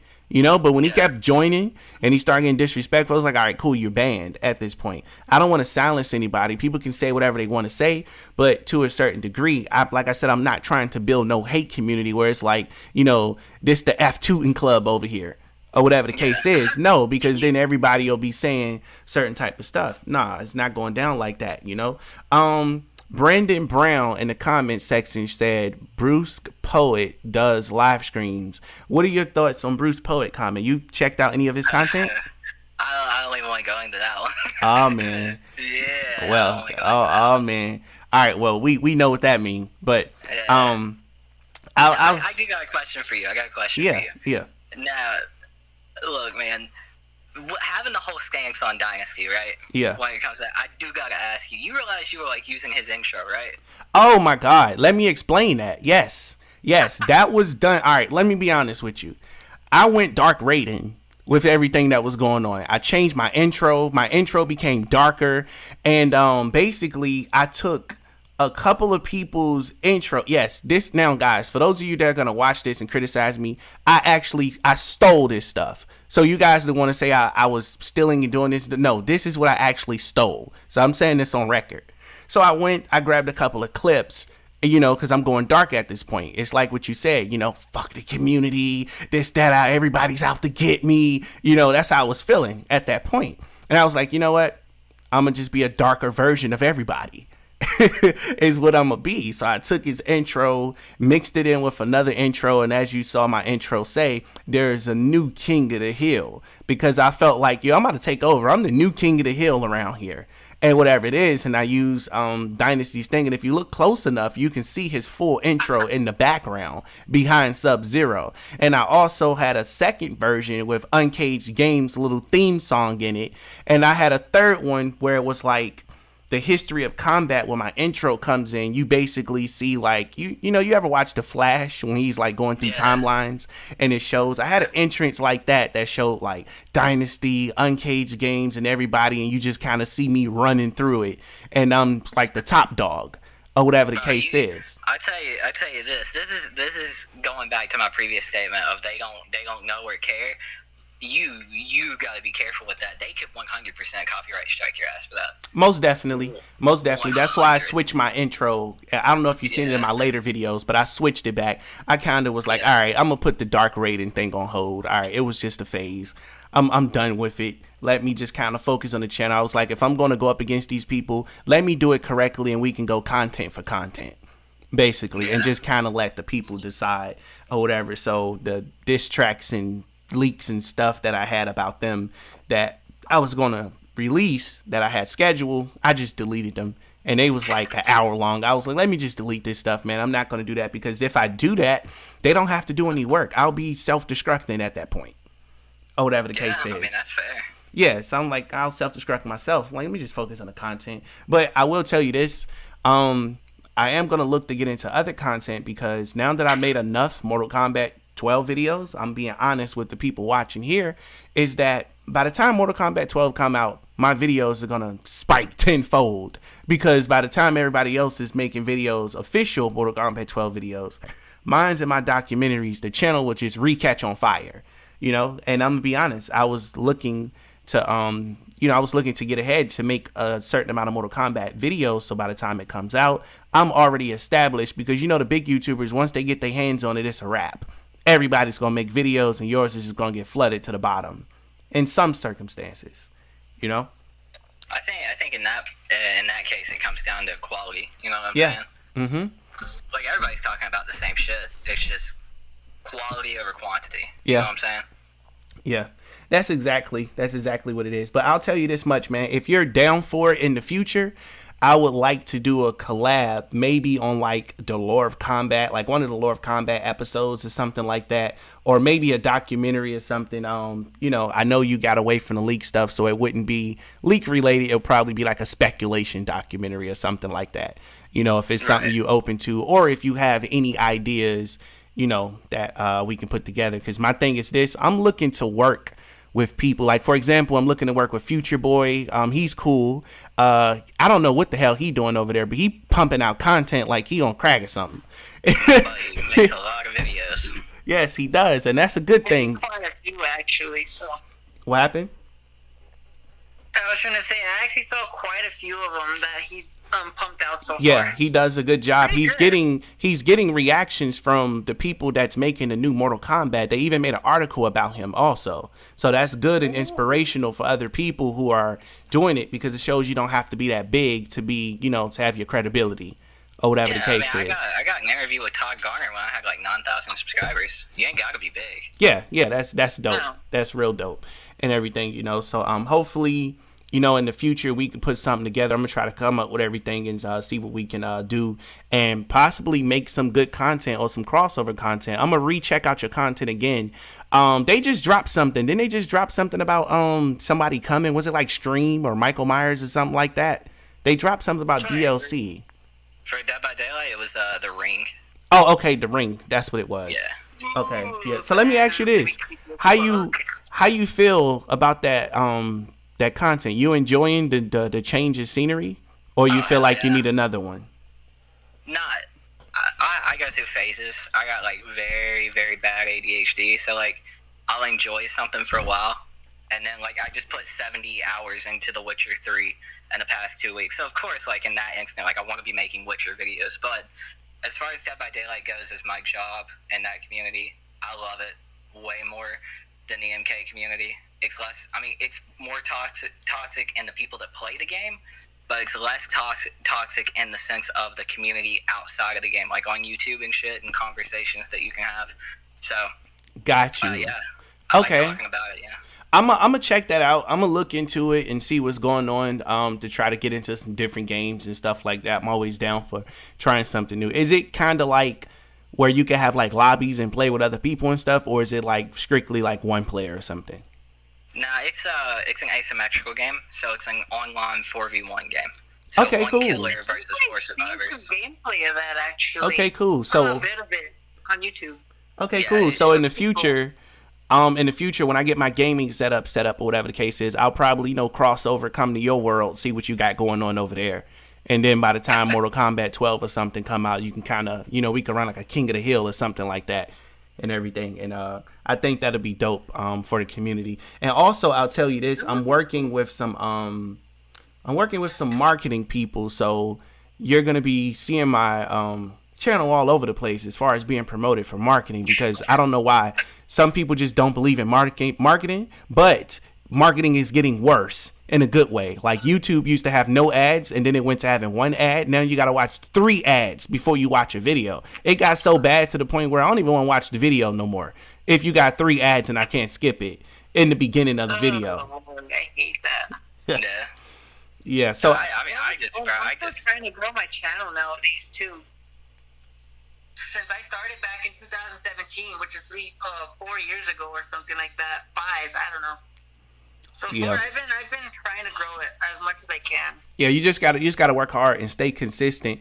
Let me ask you this, Tooten. What are your thoughts on what's her name? Somebody had her name up here in the chat. SMG Princess. Something like that. Yeah, SMG Princess. What's your thought on her content? I don't watch it, to be honest. Yeah, you don't watch it. No. I think I followed her on Twitter until, like, you know, I'm engaged. I got 2 kids. I can't have some of the shit that she was posting on my timeline. You know what I'm saying? That's disrespectful. Gotcha. Oh yeah, all right. You ain't trying to be sleeping on the front porch. No, fuck no. Got you. All right. Brendan Brown said, fun fact to know, Realmcast started their podcast same time I did, and Realmcast only blew up because they interviewed the big MK YouTubers. Yeah, I could believe that. Okay, so I'll ask you this. And we'll wrap up here soon. Let me say this. What would bring you back? I know you said you're gonna wait for 12 to come out, but what would bring you back to the MK community where it's kind of like comfortable, where you feel like you can actually, you know, cover some ground? Something official. I don't think I'll be doing shit for Mortal Kombat or Injustice, whatever it may be, until something gets announced, because I went through that entire, 6-7 months of nothing but fake leaks. It was horrible. It was stressful. It was annoying. So yeah, I'm out of the MK game until something gets officially announced. And now I'm gonna come back and annoy the fuck out of Dynasty. Got you. So I find it hilarious too, because ever since MK11 already got stopped being supported, I've been doing other stuff like what I've been doing now, Soul Calibur 6 Mortal Kombat character tutorials. Look, let me tell you this. What you're doing on your channel is very unique. It's a great idea. Stick to it, become consistent, and get you a schedule. Get a schedule. People operate. I'll just be uploading at least every Monday, Wednesday, and Friday. Well, what you do? What I should do on weekends, though. What you do is this: record, and this is I'm gonna drop this here. Most people don't know this. It works. I've tried it statistically. Normally, I used to upload a video to, and I'll just set it for like 8 p.m. and it'll just drop. And viewership on it was low. But the secret is this: if you drop a video and you set it as a premiere, you can edit the premiere, which you probably already know. I always set mine to 5 minutes. Is what I do, because within that they'll give you like 3 notifications. I think it's more than 3 notifications for the same video. Are you aware of that? Yeah. No, I wasn't. Okay. I gotta be honest, bro. I just make videos and thumbnails and tag my video as well. That's all I've ever done. Okay, got you. So I'll tell you this. I use the premiere feature because it sends out multiple notifications for the same video, like on an hourly basis. For example, if I make a new episode of Lore Combat right now and I schedule it for tomorrow night at 10 p.m., between now and tomorrow night at 10 p.m., hourly or a couple hours, it's going to send out notifications, and 30 minutes before the video drop, it's going to say the Lore of Combat starts in 30 minutes. And then by the time the video starts, it's going to say starting in 5 minutes, and that's how you get extra promotion, and that's what's really been helping the channel, or whatever the case is. So, I just wanted to let you know that maybe you'll try it one day. If you record in advance, put something out just to kind of see how I do and everything. And once that happens, your fans can know how much videos you got coming out this week and everything and stuff, and know kind of plan it around their schedule and things like that or whatever. So when my schedule is fucked up and I have a video to record for the next day, I usually unlist it, so that might be a good thing to try for like a premiere for the next day or whatever. Yeah, I'll tell you this. Unlisting, I'll say this. Once you upload it to YouTube's algorithm, the first 48, just like the TV show, the first 48 is the most important time when you upload a video. YouTube confirmed this themselves. So what I would do is when I upload a video to YouTube while it's on private, I'll go ahead and set it to schedule for the next day. Like I'll record 5 Lord of Combat episodes in one day and have all my videos for the week ready to go. So throughout the week, you already know what you're going to get, which characters you're going to be getting. And what happens is that's free promotion, because if you uploaded a video right now, at least I can see it, and I got at least 15 hours to like the video before it starts. You can like the video, share the video, and people can have a conversation about the video before it even drops. And it works really well on this channel because people be like, oh, snap, he's doing the Lore of Combat on Sonya tonight or tomorrow. I can't wait to see that. But it'll be people just sitting in there chatting and talking to each other. And that counts towards engagement, which helps the video go a lot further. So, yeah, I would recommend that you at least try to premiere and, see how that works for you. Yeah, I might have to do that. I'm curious about it now. Yeah, it definitely helps. You get great data back and everything. And I'll tell you this, if you don't get a certain amount of people that's watching your videos during the premiere, do not let that bother you, because when I put my first video out, I was embarrassed, man. I only had like 2 people in there watching, but I kept going. And over a while, those 2 people, it turned to like 100 people. Especially by the time I start doing documentaries. So every time I drop a video, people already know that they can interact with each other, because you're not watching the video by yourself. You're watching it with other people at this point. and you can communicate with them while watching it. And my whole goal is to give off a community vibe. Like, people can get in the Discord, they can hop on a microphone, they can chat with each other in the comments, they can talk to the mods. It's all about keeping people connected, because at that point, people really don't care what type of content you drop. They just want to be able to enjoy the experience that they sharing with other people, instead of having your channel like isolated, where when you watching the video, just y'all two or whatever the case is. So before we wrap this up, I want to ask the chat, do you guys have any questions for Tooten? Drop those below or whatever, and we'll see if y'all got any comments for him, and we'll get him up out of here or whatever the case is. And also, Tooten, if you got any questions for me while we waiting for the comments to come through, because you know it's got like a 10-second delay before it hit YouTube or anything. Fuck. I'm bad at questions. I feel you. It's good. All right, I'll say this. Before we go, I'm gonna send out a link to my channel. Is that right? If you maybe could check it out, maybe see if the Slap it in the slap it in the comments. Slap it in the comments. Okay. You can put it there. Somebody asked you this. Tooten. Michael Myers or Hellraiser for MK12? Michael Myers, hands down. Most definitely. And go ahead. His moveset, I think, in my opinion, like how I think Ed Boon responded saying, or you, I think, put it. Yeah. Ed Boon responded. He responded to me, and I'll go ahead and say this again. I made 3 videos on Michael Myers. He was supposed to be in Mortal Kombat 11, didn't happen. I made a video about Michael Myers moveset, and I was telling you guys that his outro for MK12 is him standing in a window in his bedroom, and there's tons of police officers and cars just like, you know, pointing guns and stuff at the house. You know the little win scenes that they have for MK11, like when they win, it shows like a little victory pose or whatever. So that's basically a part of his moveset there, and his fatality. And we can go back and watch this by the time 12 comes out. His fatality is he takes this syringe and he sticks this syringe in your eye, or whatever the case is, and everything and stuff. And his second one, he grabs you and he puts your head on a nail. It's almost like a meat hook. It's what they do there. So if, for those of you who don't know, go to my page and type in Michael Myers, and you'll be able to see that video where I explain his whole moveset. I don't have that information in front of me, so I can tell you everything. But if you go watch that video, y'all, on my channel, you would be able to see what's going on with Michael Myers and MK12 and things of that nature. Everything and stuff. Let's see if we got anything else. Pinhead or Pyramid? Pinhead. Yeah. Pinhead. Pinhead will probably be good.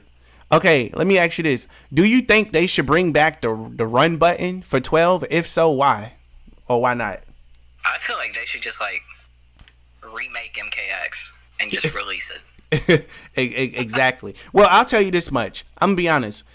I bought MKX one time. I got online and got the crap beat out of me. I deleted the game right after that. I was playing Goro. I was playing with Ermac, and somebody picked Goro. When the match started, only thing I remember is seeing all of his fists beat the top of my head. I never touched the ground, no nothing. It was like dude did like 100-hit combo or something, and then he ended it with a brutality. I was like, hell no, I can't play this. I can't play this game, man. I can't. MKX was the game that got me into fighting games, and then in Injustice 2, I went pro with it for a little bit, and MK11. Yeah. So, MKX holds a very special place in my heart, even though it was frustrating as fuck. Yeah, it definitely was. I'll say this though. Honestly. I'll say this though. MKX gave people the freedom of combos, and I think that's what made it special. Yeah. The freedom of combos. MK11, you can't really invent your own combos at all. All combos are like limited as hell. Every character has 3 combos, that's it. Exactly. And the fact that Scarlet doesn't even have a completed moveset is that's trash. And I'll tell you this too. Do you think, I think so, do you think MK11 was a beta game? I have some very, very particular words for MK11. Rhymes with bold and brash, you know what I'm saying? Yeah. Belongs in the fucking trash.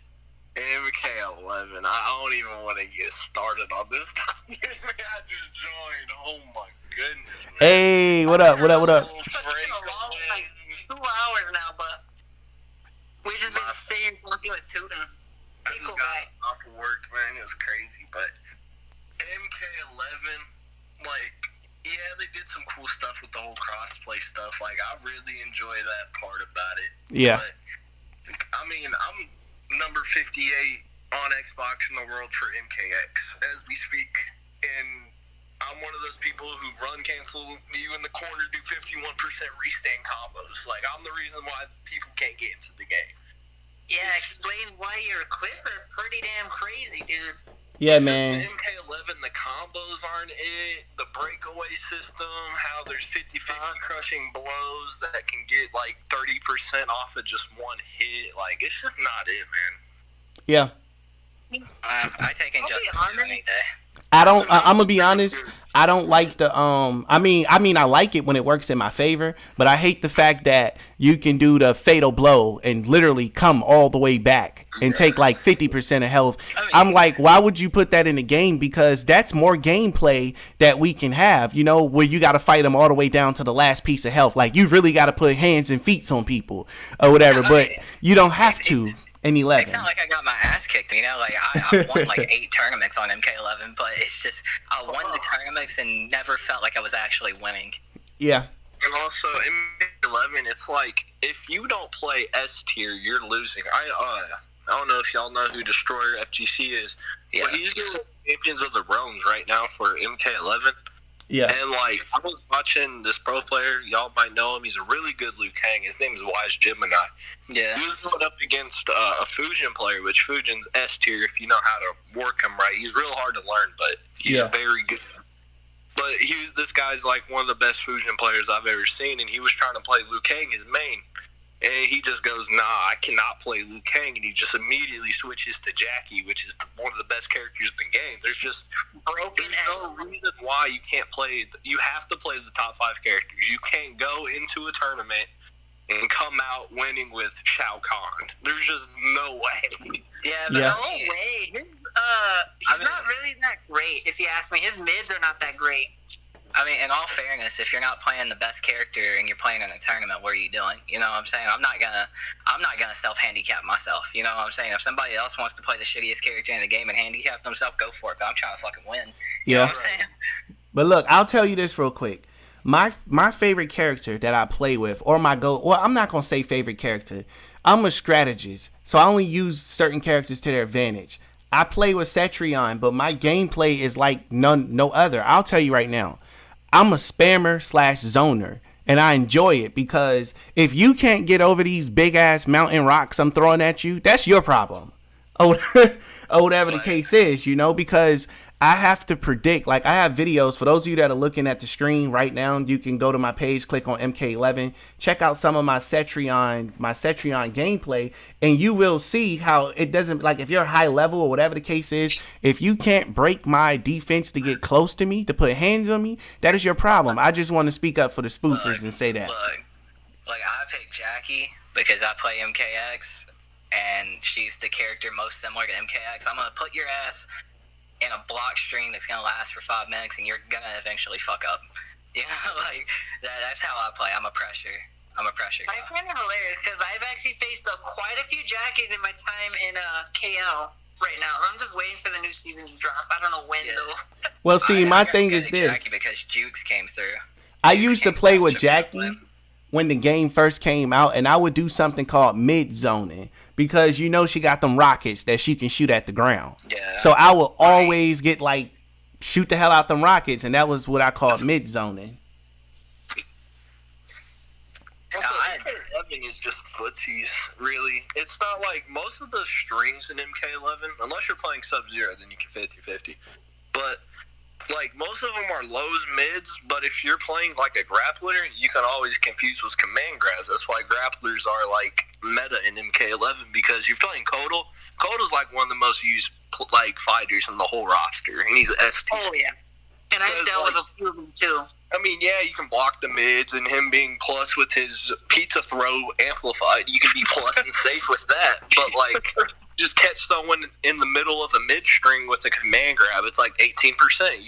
You can't get in on that unless you read it down too, but that's hard. Yeah. You know, from experience of me fighting against you, I'd say you're probably just about S tier in my opinion, because I fought a lot against you already. Yes, what was it, yesterday? 2 days ago?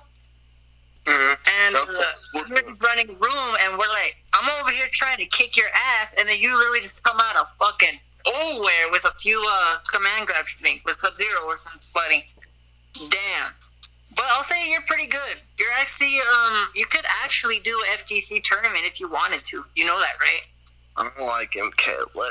It's like a headache to play MK11. Like, yeah, the game's with friends, but like, when I've played in there was a cash pool or whatever. It was like $100, and whoever got to finals got it. Yeah. And it was just a headache, dude. Like, you would only see Joker, you would only see Jackie, you might see a Fusion. It's Don't just get me not started. like, I made Scorpion in MK11, and it's just like, you can't do anything against S tier, so you have to play S tier if you want to do something. It's not fun. Right. Like, I actually did, I think I beat you with Scorpion, was it? That last time? You beat me with Sindel. Once. Well, But one time I actually did whip your ass with Scorpion at one point. hold on real quick. I gotta throw this in there. For those of you in the chat that's watching, go check out Tooten's video called Why I Stopped Playing Dead by Daylight. Go check that out. It's on the screen right now. So you can go and check that out. Let me see. I'm gonna click on his page. Make sure you subscribe and turn on post notifications. Also, guys, remember, for both channels, mine's including his, you can click this join button right here to join memberships. Shout out to the people who joined memberships already on the channel. You do have access to special badges, and in order to use those special badges, just click on them when you're in the chat and you'll be able to activate those. Actually, let me see. Can I? Oh, I'm not on it, so I can't do it right now. But yeah, go subscribe to his channel, and yeah, check out these videos right here. Show some support. Yeah, 25K. If we can get him to 30K, that would be great. All right, y'all can go ahead and finish. I just needed to drop that plug in there. When you went to type in my name, I just saw some real weird shit. It wasn't you that like looked it up either. Apparently, it's a popular search result. Tooten face reveal. What the fuck? You have done that, DV's. correct? Yeah, I've shown my face. Face Man, reveal. I've only done it once because we were actually doing this. Tim What's Tooten. it called? It's like interview or whatever it's called, where you actually have to record yourself and you send it. Yeah. So I only did that once, so that's about it. But Wait, are you gonna put mine in? What happened? Are you gonna put that one clip of me in one of your videos? You said you was, but Yeah, that's supposed to go. That's supposed to go in the Shaolin Monk documentary. But I've been sick with the 19, so I'm just now getting better, and I'm backed up on a lot of videos and stuff. So I'll definitely get around to it, or whatever the case is. But yeah, I still got the clip. dude, this virus sucks, man. I got quarantine and stuff. It's not fun. Nah, are you still it's dealing not with at it all. or what? Yeah, I have to wear like a mask at work, and this like weird. It's like a Call of Duty riot shield like over my face. It's crazy. What the fuck? Yeah. And I always have to wear like 3 pairs of gloves because I'm dealing with food, and it's like I don't even want to go in at this point. It just sucks. Let me hold on. Let me say you this real said quick. you play MKX with me as soon as you get your console. Is that true? Reworked. I mean, I could if you want, but I don't know. I'm not that great at MKX. I really suck.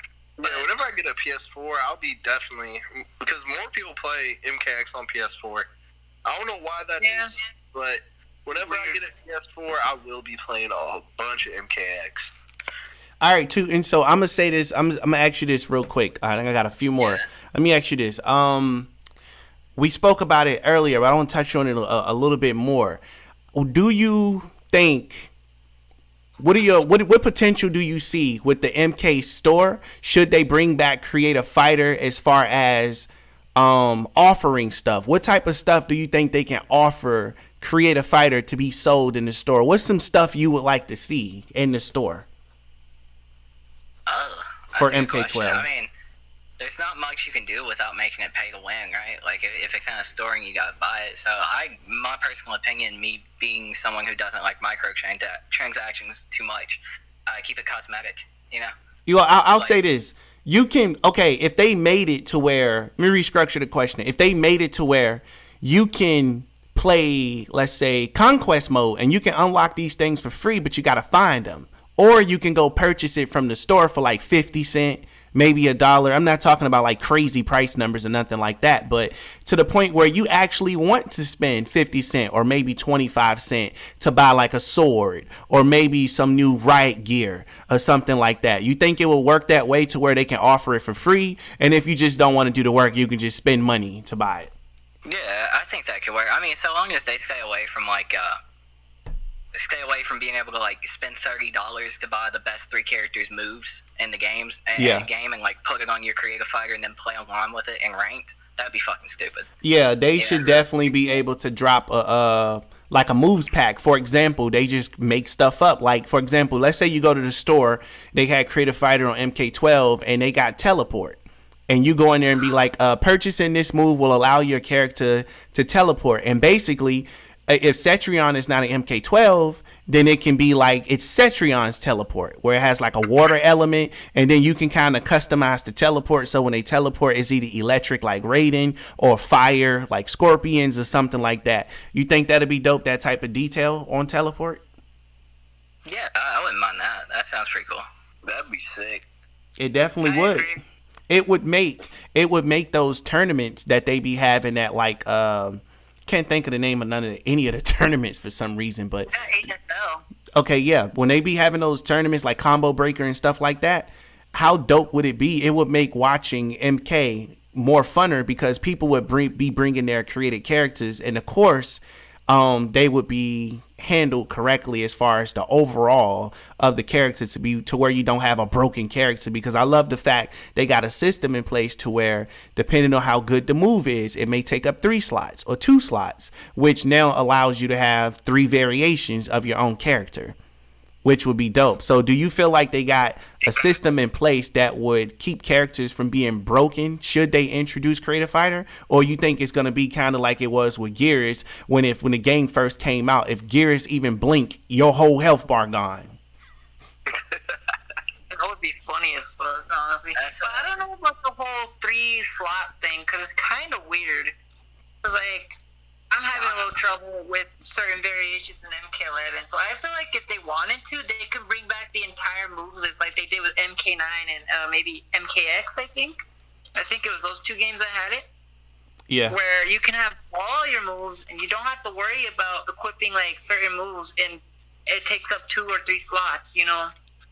No, I personally just like the MKX way. You know what I'm saying? Like, they have 3 variations, so there was basically like 99 characters in MKX because they all played so different. So yeah, I'd just be down with that, to be honest. That would be nice. I agree. One thing Like, that's say, even Jason Scorpion or whatever. That kind of thing. Okay.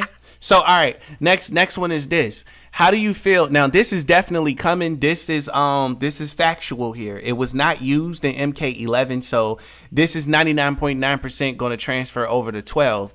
The data mine files for MK11 showed that you can play with other people within the little the crypt area. How would you feel for MK12 should they allow you to have like almost like Grand Theft Auto where you have a lobby? It don't have to be a lot of people. I would say max it out at 2 or maybe 4, where you guys can kind of explore the crypt, but you got to fight like spiders and deal with traps and stuff, and you kind of got to do some Tomb Raider stuff where you be like, hey Wave, I need you to pull that levy over there, and I'm gonna pull this levy, but we gotta pull it at the same time in order for us to get to secret areas and stuff. What do you think of that if they were to do that?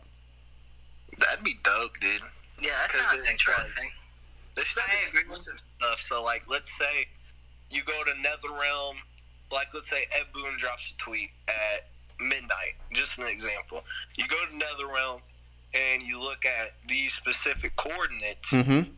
With like a group of let's say you have to have 4 people has to be in this 5-minute time frame so not everyone gets it, so it's exclusive. But you can find something dope like a glowing Raiden hat or like a glowing Scorpion suit, just something that like you can flex online to show that, hey, I actually got this. I was lucky enough to get this cool item drop, you know? That would be dope if you had to like go to, let's say, Quan Chi's force or something like that, and you defeated his entire undead army. And when you defeat the undead army, you kind of get like the Onaga's undead army skins, you know, like the helmets and the weapons. That would be dope. So when you, that would be dope, right? Hell, even Chaos Realm, say you go to, say, you know, the Labyrinth or whatever, like that little maze area in or a Chaos Realm, and you actually go there at a certain time, say like maybe 10, maybe 11 p.m. or whatever, and you actually sit there for a little bit, and you actually find, say, Havoc's mace, but it's a glowing color, say like purple or yellow because of Chaos color. Yeah, So I think that'd be great. Or or you're able to find like classic costumes, like ninja costumes and stuff. That'd be dope. What's your thoughts on that, too? They did that a little bit in MK11 with the MK9 Liu Kang. Oh yeah, wait, what? I did not know that. Yeah, it's like it's on a specific day. It's unattainable now. There's no way to get it. But you go to behind Goro's throne in Goro's lair on this specific day, and you would get MK9 Lulu. I actually did that, and I actually got him. Okay, so I think it's a good idea. Okay, that would be dope. Idea, but again, it goes back to what I said about being pessimistic about NetherRealm. Oh yeah. Yeah, I don't think I think it's minimal effort right now. You know what I'm saying? Got you. So okay, all right. I got one more for you. This will probably be second to last one. How would you feel if we got to choose our weapons to be a part of? Because you know in MK11 everybody got weapons. They use it in some form within their combos and stuff. Yeah. How would you feel if we got to pick our weapon? Say for example, Scorpion got a sword, and if I'm creating a character, if I pick a sword as my weapon, it gives you access to like sword combos, and you can kind of like pick combos or unlock combos. Do you think creating a combo should be a thing, or should it be where you can go through a list of customized combos that NRS made for sword weapons pertaining to the weapon is what I'm saying? I think creating your own combo or like having any of that sounds like a good idea, like in player match and stuff. But like anything that changes the gameplay or that you can customize when it comes to that, I don't like the idea of that for like ranked or like professional tournament play. That would be dope. Wouldn't it be too broken though? I mean, if it's done correctly, probably not, because my thing is this: they have so many assets that they could use. Just imagine if we playing Conquest mode, let's say all of us in here, let's say it has 4 players or whatever, we go defeat all of these people and we all get gifts, and one of us get Moloch's ball. Remember that ball Moloch had? Or whatever, and we can take and do some cool stuff with that ball. You can give it to your character and kind of use Moloch's ball on your created character. I just think it's dope because they got so many previous characters, even if they're not in the game, almost like WWE. You can either create that character or take the old assets like how they did with the entrances and stuff like that. For when they take people out the game, they always left the entrances in. But if they take people out of MK12, let's say they take Geras out the game, but in MK12, you can still get like Geras moveset. It's like his intros, outros, or anything like that. Do you think them reusing old assets for create a character would make the game, give the game more play quality, or do you think that would kind of make the game broken? For player match, it's fun. Like for player match and like unranked play, not tournament play or professional play, that's fun. That sounds cool. But for like ranked anything like that, keep it the fuck away. You know what I'm saying? Like, fighting games when it comes to like ranked and tournament play, they're always structured in a way to where anything that another character can do, whether they got 3 variations with different movesets or whatever, you can always take the time to actually learn how to do something against that, what it is and what to do against it with your specific character. If you bring in all this other horse shit, you know, like Someone might go into the crypt and find, like you said, Moloch's ball, and it's got like 3 different moves, but it's random of whether it's going to be on this specific character or not. Whether you can just go learn that on another character, it's still that ball with that character's moveset. So you have to learn how they use that ball with each character's different moveset and like how it works together. I just think it's too overwhelming. See what, like he said, it would just be impossible to learn matchups. Like, let's say you're playing against a Sub-Zero player. Like, okay, yeah, Sub-Zero got 50-50s, but let's say his forward 2 overhead in MK11, let's say you had like Moloch's chain, right? Yeah. But it whips overhead. But you wouldn't know that since you don't know, oh, is this person rocking a Moloch chain?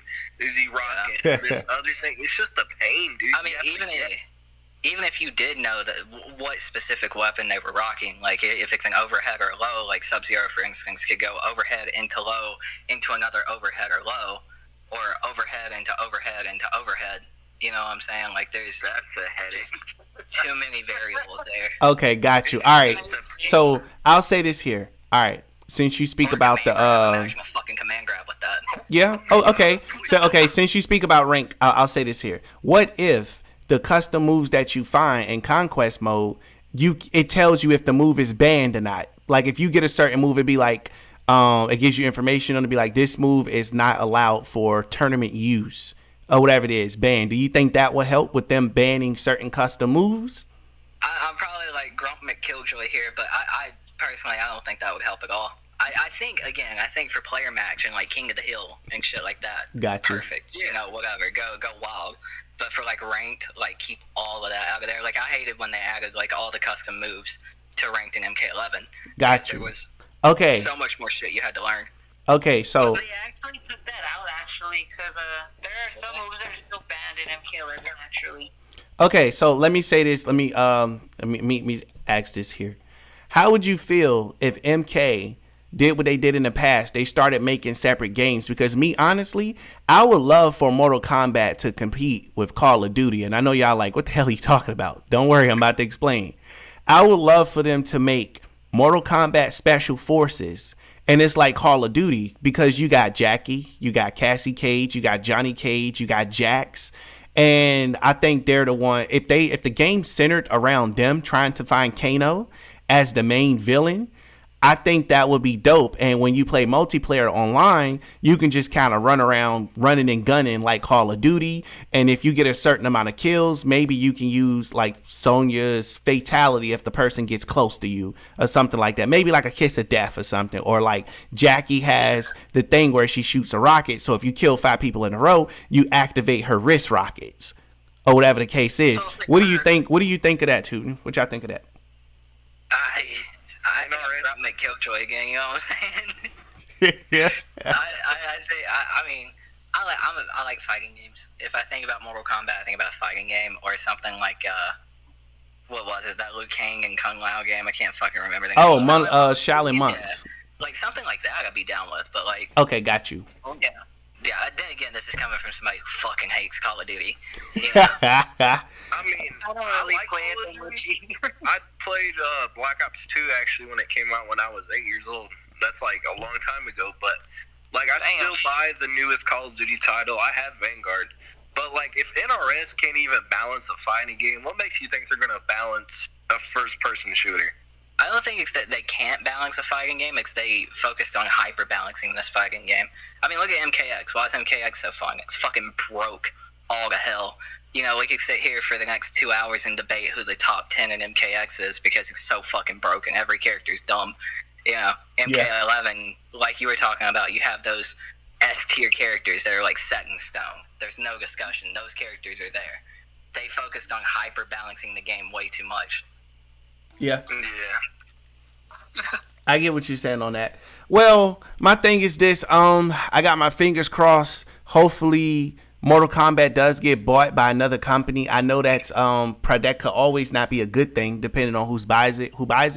But hopefully, you know, they get bought by a company who allows Ed Boon to kind of flex his muscles. I always say this. If I had millions of dollars, I would buy Mortal Kombat and literally give it to Ed Boon. I'd be like, here you go. You should own this property, and I think we would get a good game. Can't even do nothing he wants to do. He has to have all these, allegations, all these stuff. There's licensing issues with everything. Like, why can't he just do whatever he wants to do, man? Well, that's because WB owned the game.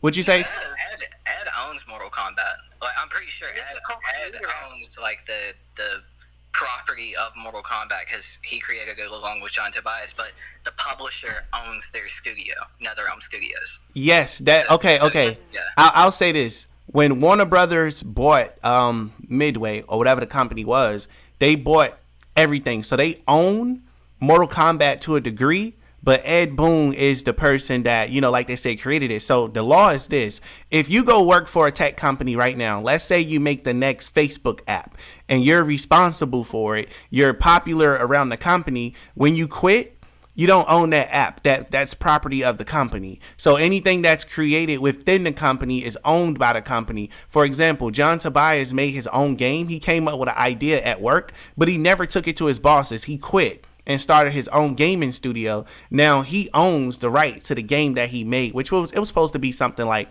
I guess, Mortal Kombat related or something or whatever. This is a game that he made, but he owns it. So what Ed Boon and them should have did with Mortal Kombat was quit the company and start Mortal Kombat. But we know that wasn't possible because who really had the money to promote and stuff like that? Midway did their part as far as making the game legendary the way it is today and everything and stuff. You gotta be a very rare case like CD Projekt Red to be able to have the money and prospect really to like publish your own game. Publishing is not cheap. Yeah. So I don't think if a company like WB wouldn't have bought them, they wouldn't be where they're at right now. I mean, of course, it's Mortal Kombat, but marketing and having that publisher behind you like WB with all that fucking money, it definitely helps. Yeah. I agree on that. And I see you got a photo up here, man. What do you think of Candyman in MK12? You think that'll be a good idea? You think that'll work? Yeah, I think any horror character works in Mortal Kombat, to be honest. Okay, so there's a single one. What if I've been wanting Pinhead. What if Mortal Kombat got permission from WB to make a horror game with all the characters that they own the license to? You think that'll be good, or you think that'll be a nightmare? I think that would be dope. Something like Terrordrome or whatever it is. Yeah. Yeah, I think that's cool. That'll be fun too. I think it'll. Like Dead by Daylight, where like let's say they did a game like Dead by Daylight, and you gotta escape like Drummond or Moloch. Yeah. Or me. Or someone like kind of creepy in Mortal Kombat. Just anyone, kind of like let's say you had to escape Noob Saibot before he just murked you. Or Collector before he actually starts trying to kill you, basically. Before he sells your kidneys. It's like what do you call it? Human trafficker. What about Kano? Wouldn't he actually make for a good horror style character because of his whole Black Dragon Syndicate shit that he does? I mean, he's not scary. He just traps hard. Yeah, and what do you guys feel about a Mortal Kombat universe? Like, let's say we have the TV show where it's kind of realistic, almost like I can't think of the name of it, but yeah, what if we had an MK universe, like a TV show that came on every Sunday? I'm not talking about like Conquest or nothing like that. I'm talking about a HBO Max mega budget film. I mean, not film, but TV show with like a $600 million budget. You guys think that'll be worth something for them to make? If it's properly executed, then yes. But if they're just gonna be throwing in some random ass characters, like say, like what they did with Cole Young, it didn't make too much sense. When I first, when I saw the movie, I was like, okay, so this is a guy, and I'm like, but then after rewatching it quite a few times now, I'm like, oh my god, who the fuck is this? Because I'll tell you one thing. Kano was really good in the Mortal Kombat movie. What's y'all thoughts on Kano? Dude had me rolling. I love how they made Sub-Zero badass too. Oh yeah, see, they did such a good job. They did such a good job on Sub-Zero. Who really like Cole Young? Yeah. I wasn't really rooting. I was like very skeptical when I first saw it. I was like, oh shit. Because before MK, the new one that came out in April, of last year. I didn't know about it up until I found a couple leaks on a website. Can't remember what the name was, where they were actually shooting production in Adelaide, Australia. And then I actually broke the news to my family, since they're all Mortal Kombat fans, a few of them. Hey man, you better stop talking about links before you get canceled out the community.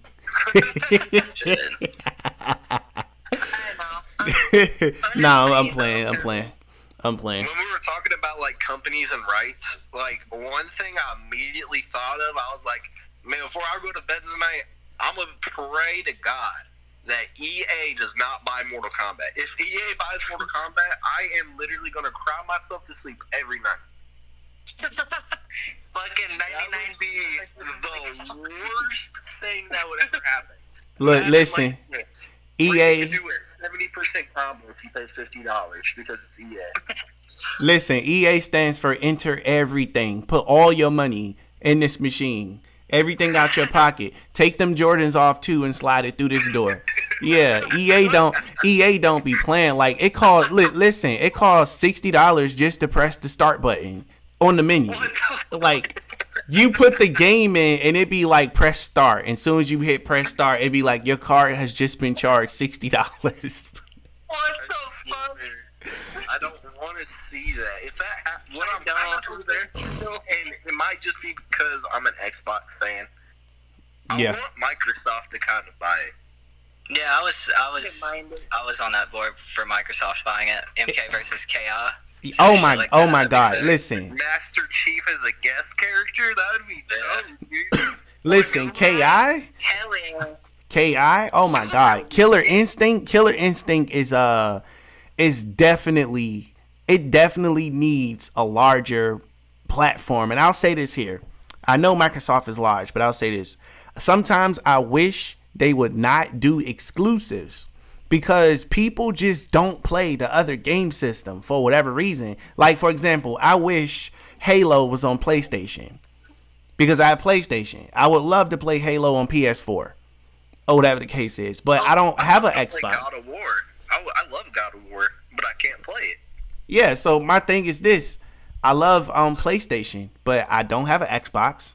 I grew up on Xbox, but when that Red Ring of Death happened on my 360, man, I took that thing and buried it out back in the yard and never played Xbox ever again. I had just bought SmackDown 2007. It's like in the neutral of the console war because I have both. Yeah, because I want both. I've been looking. I played both actually because my cousins, they own an Xbox, and I actually whooped one of my cousins' ass the other day on MK11. I wasn't that great, but I actually kind of got used to it because I'm more or less a PS4 player. If you know what I mean. I'm not really the type that like going in console wars because I played both already. So I probably say I'm with Tooten here as being neutral because I played both. Yeah, I'm neutral too, but like, I mean, this is my preference. I don't really like the PlayStation controller. I have big hands, and it's kind of a small controller. It's just not for me. That's been one of my main reasons why I don't have a PS4 is because I just love the Xbox controller so much. It's like the only issue with, in my opinion, for Xbox is because the way the D-pad's placed, it's really hard to track it when you're playing like a fighting game. So like, I'll play Mortal Kombat Legends, and I use D-pads, but I just can't.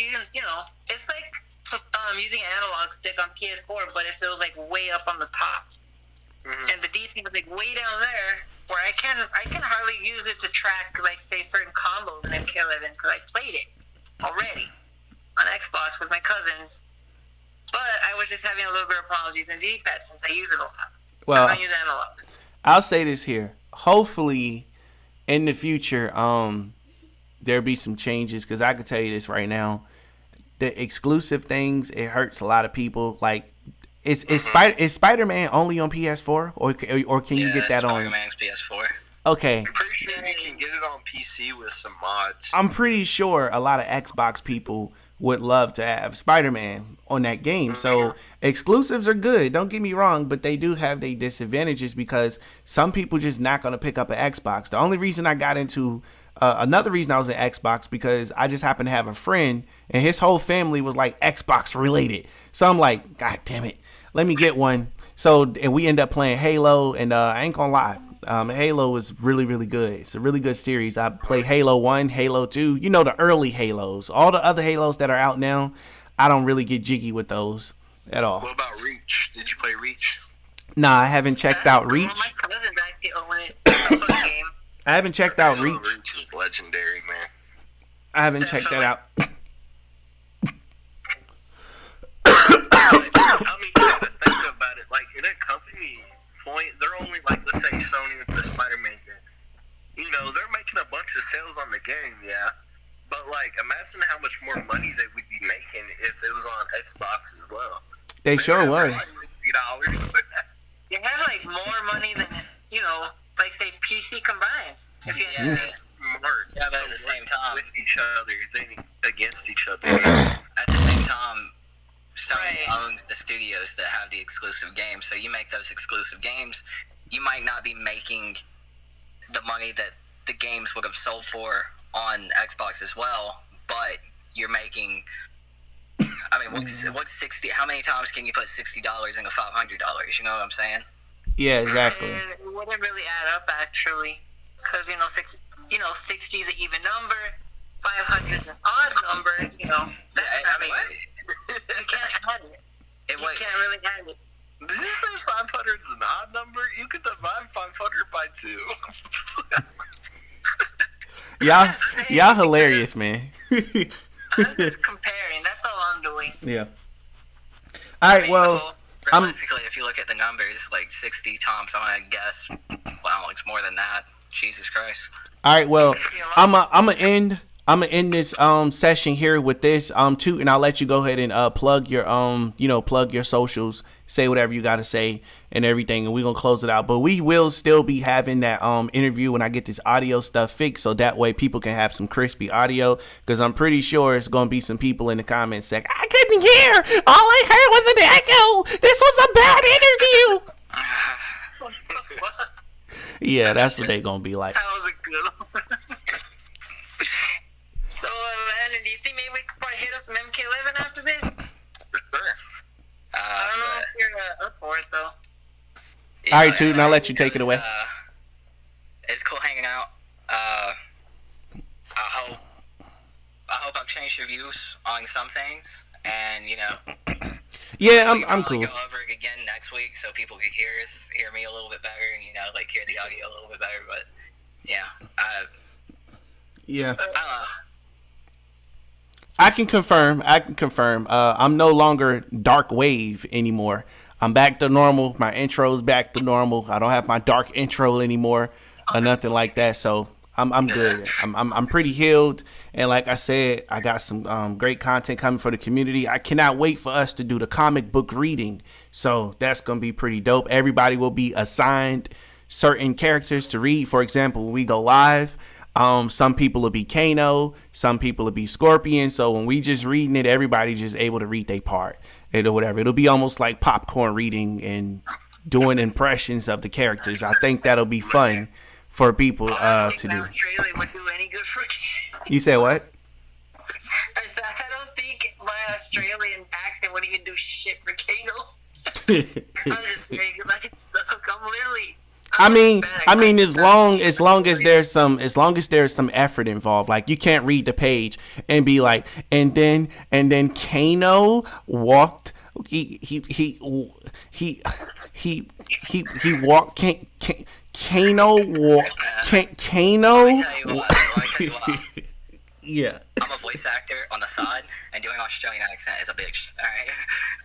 You want to hear my Aaron Black? Go ahead, drop that. We get with that. Alright, well, it's not really an Aaron Black impression, it's just what he would sound like if you Hey,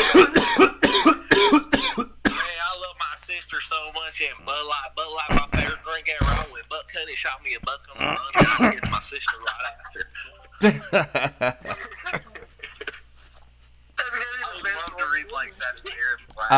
I think the comic book reading is going to be good, especially if I'm doing Kodokan and be like, how dare you approach me without making sure that you have the proper credentials or something like that. I think that'll be funny. And that'll be funny. Got one of them down. Filthy turn. Yeah, I'm definitely gonna. Cybot would be hard to do. You know what's funny? You said Cybot would be hard to do. If only I could get it one of these days, we could actually do that. That'd be sick. You said Noob Cybot. Nah, he'll be pretty. Noob Cybot would be pretty easy. Like for example, he'll be be talking to like Tanya. Tanya will be like, "You're pretty cute." He'll be like, "I do not dabble in the dark." We have to get Corpse up here if we're gonna do Noob Cybot. He's the only human that has that deep of a voice. He's got like a damn chalkboard voice, if you ask me. I can't do it, but my cousin can. I'm more than sure. If I try, dude, my voice will sound more raspy than a 58-year-old smoker named Samantha. Samantha, trapped in a minivan with broken windows on 4 flats. Always smokes Marlboro Reds. Yeah, but all right, guys, I definitely appreciate you guys tuning in. I know this is very last minute. Tooten, I will let you know I'll probably download this entire thing and probably chop out some clips so people can get the best part of the audio. I'm gonna leave the whole stream up for people who like long content or whatever the case is. But yeah, I'll probably be chopping some stuff out and putting it out. So if you see videos coming up, I don't hear no complaining. I'm just posting certain clips so you can get directly to the information. So don't be in the comment section. Oh my God, you're reposting the same content. I'm gonna unsubscribe. Look, just don't Fox News my ass. You know what I'm saying? Don't take me out of context. Oh yeah. Most definitely. I got you. But hey guys, again, make sure you subscribe to Tooten's channel. Go check out his last video to see why he stopped playing Dead by Daylight. Drop some likes on that video. Again, I'm gonna get this audio together, and once I get back to 100%, we will be going live either daily or once a week, which will be good, where we all can just come and kind of hang out. And I'm trying my best to get my hands back on a PS4, because once I do, I'll be running King of the Hills and things of that nature, or whatever the case may be. So again, Tooten, appreciate you for coming through, and until next time, we will see you horrible people later. Make sure you smash that subscribe button and turn on post notifications, as this is your #1 favorite and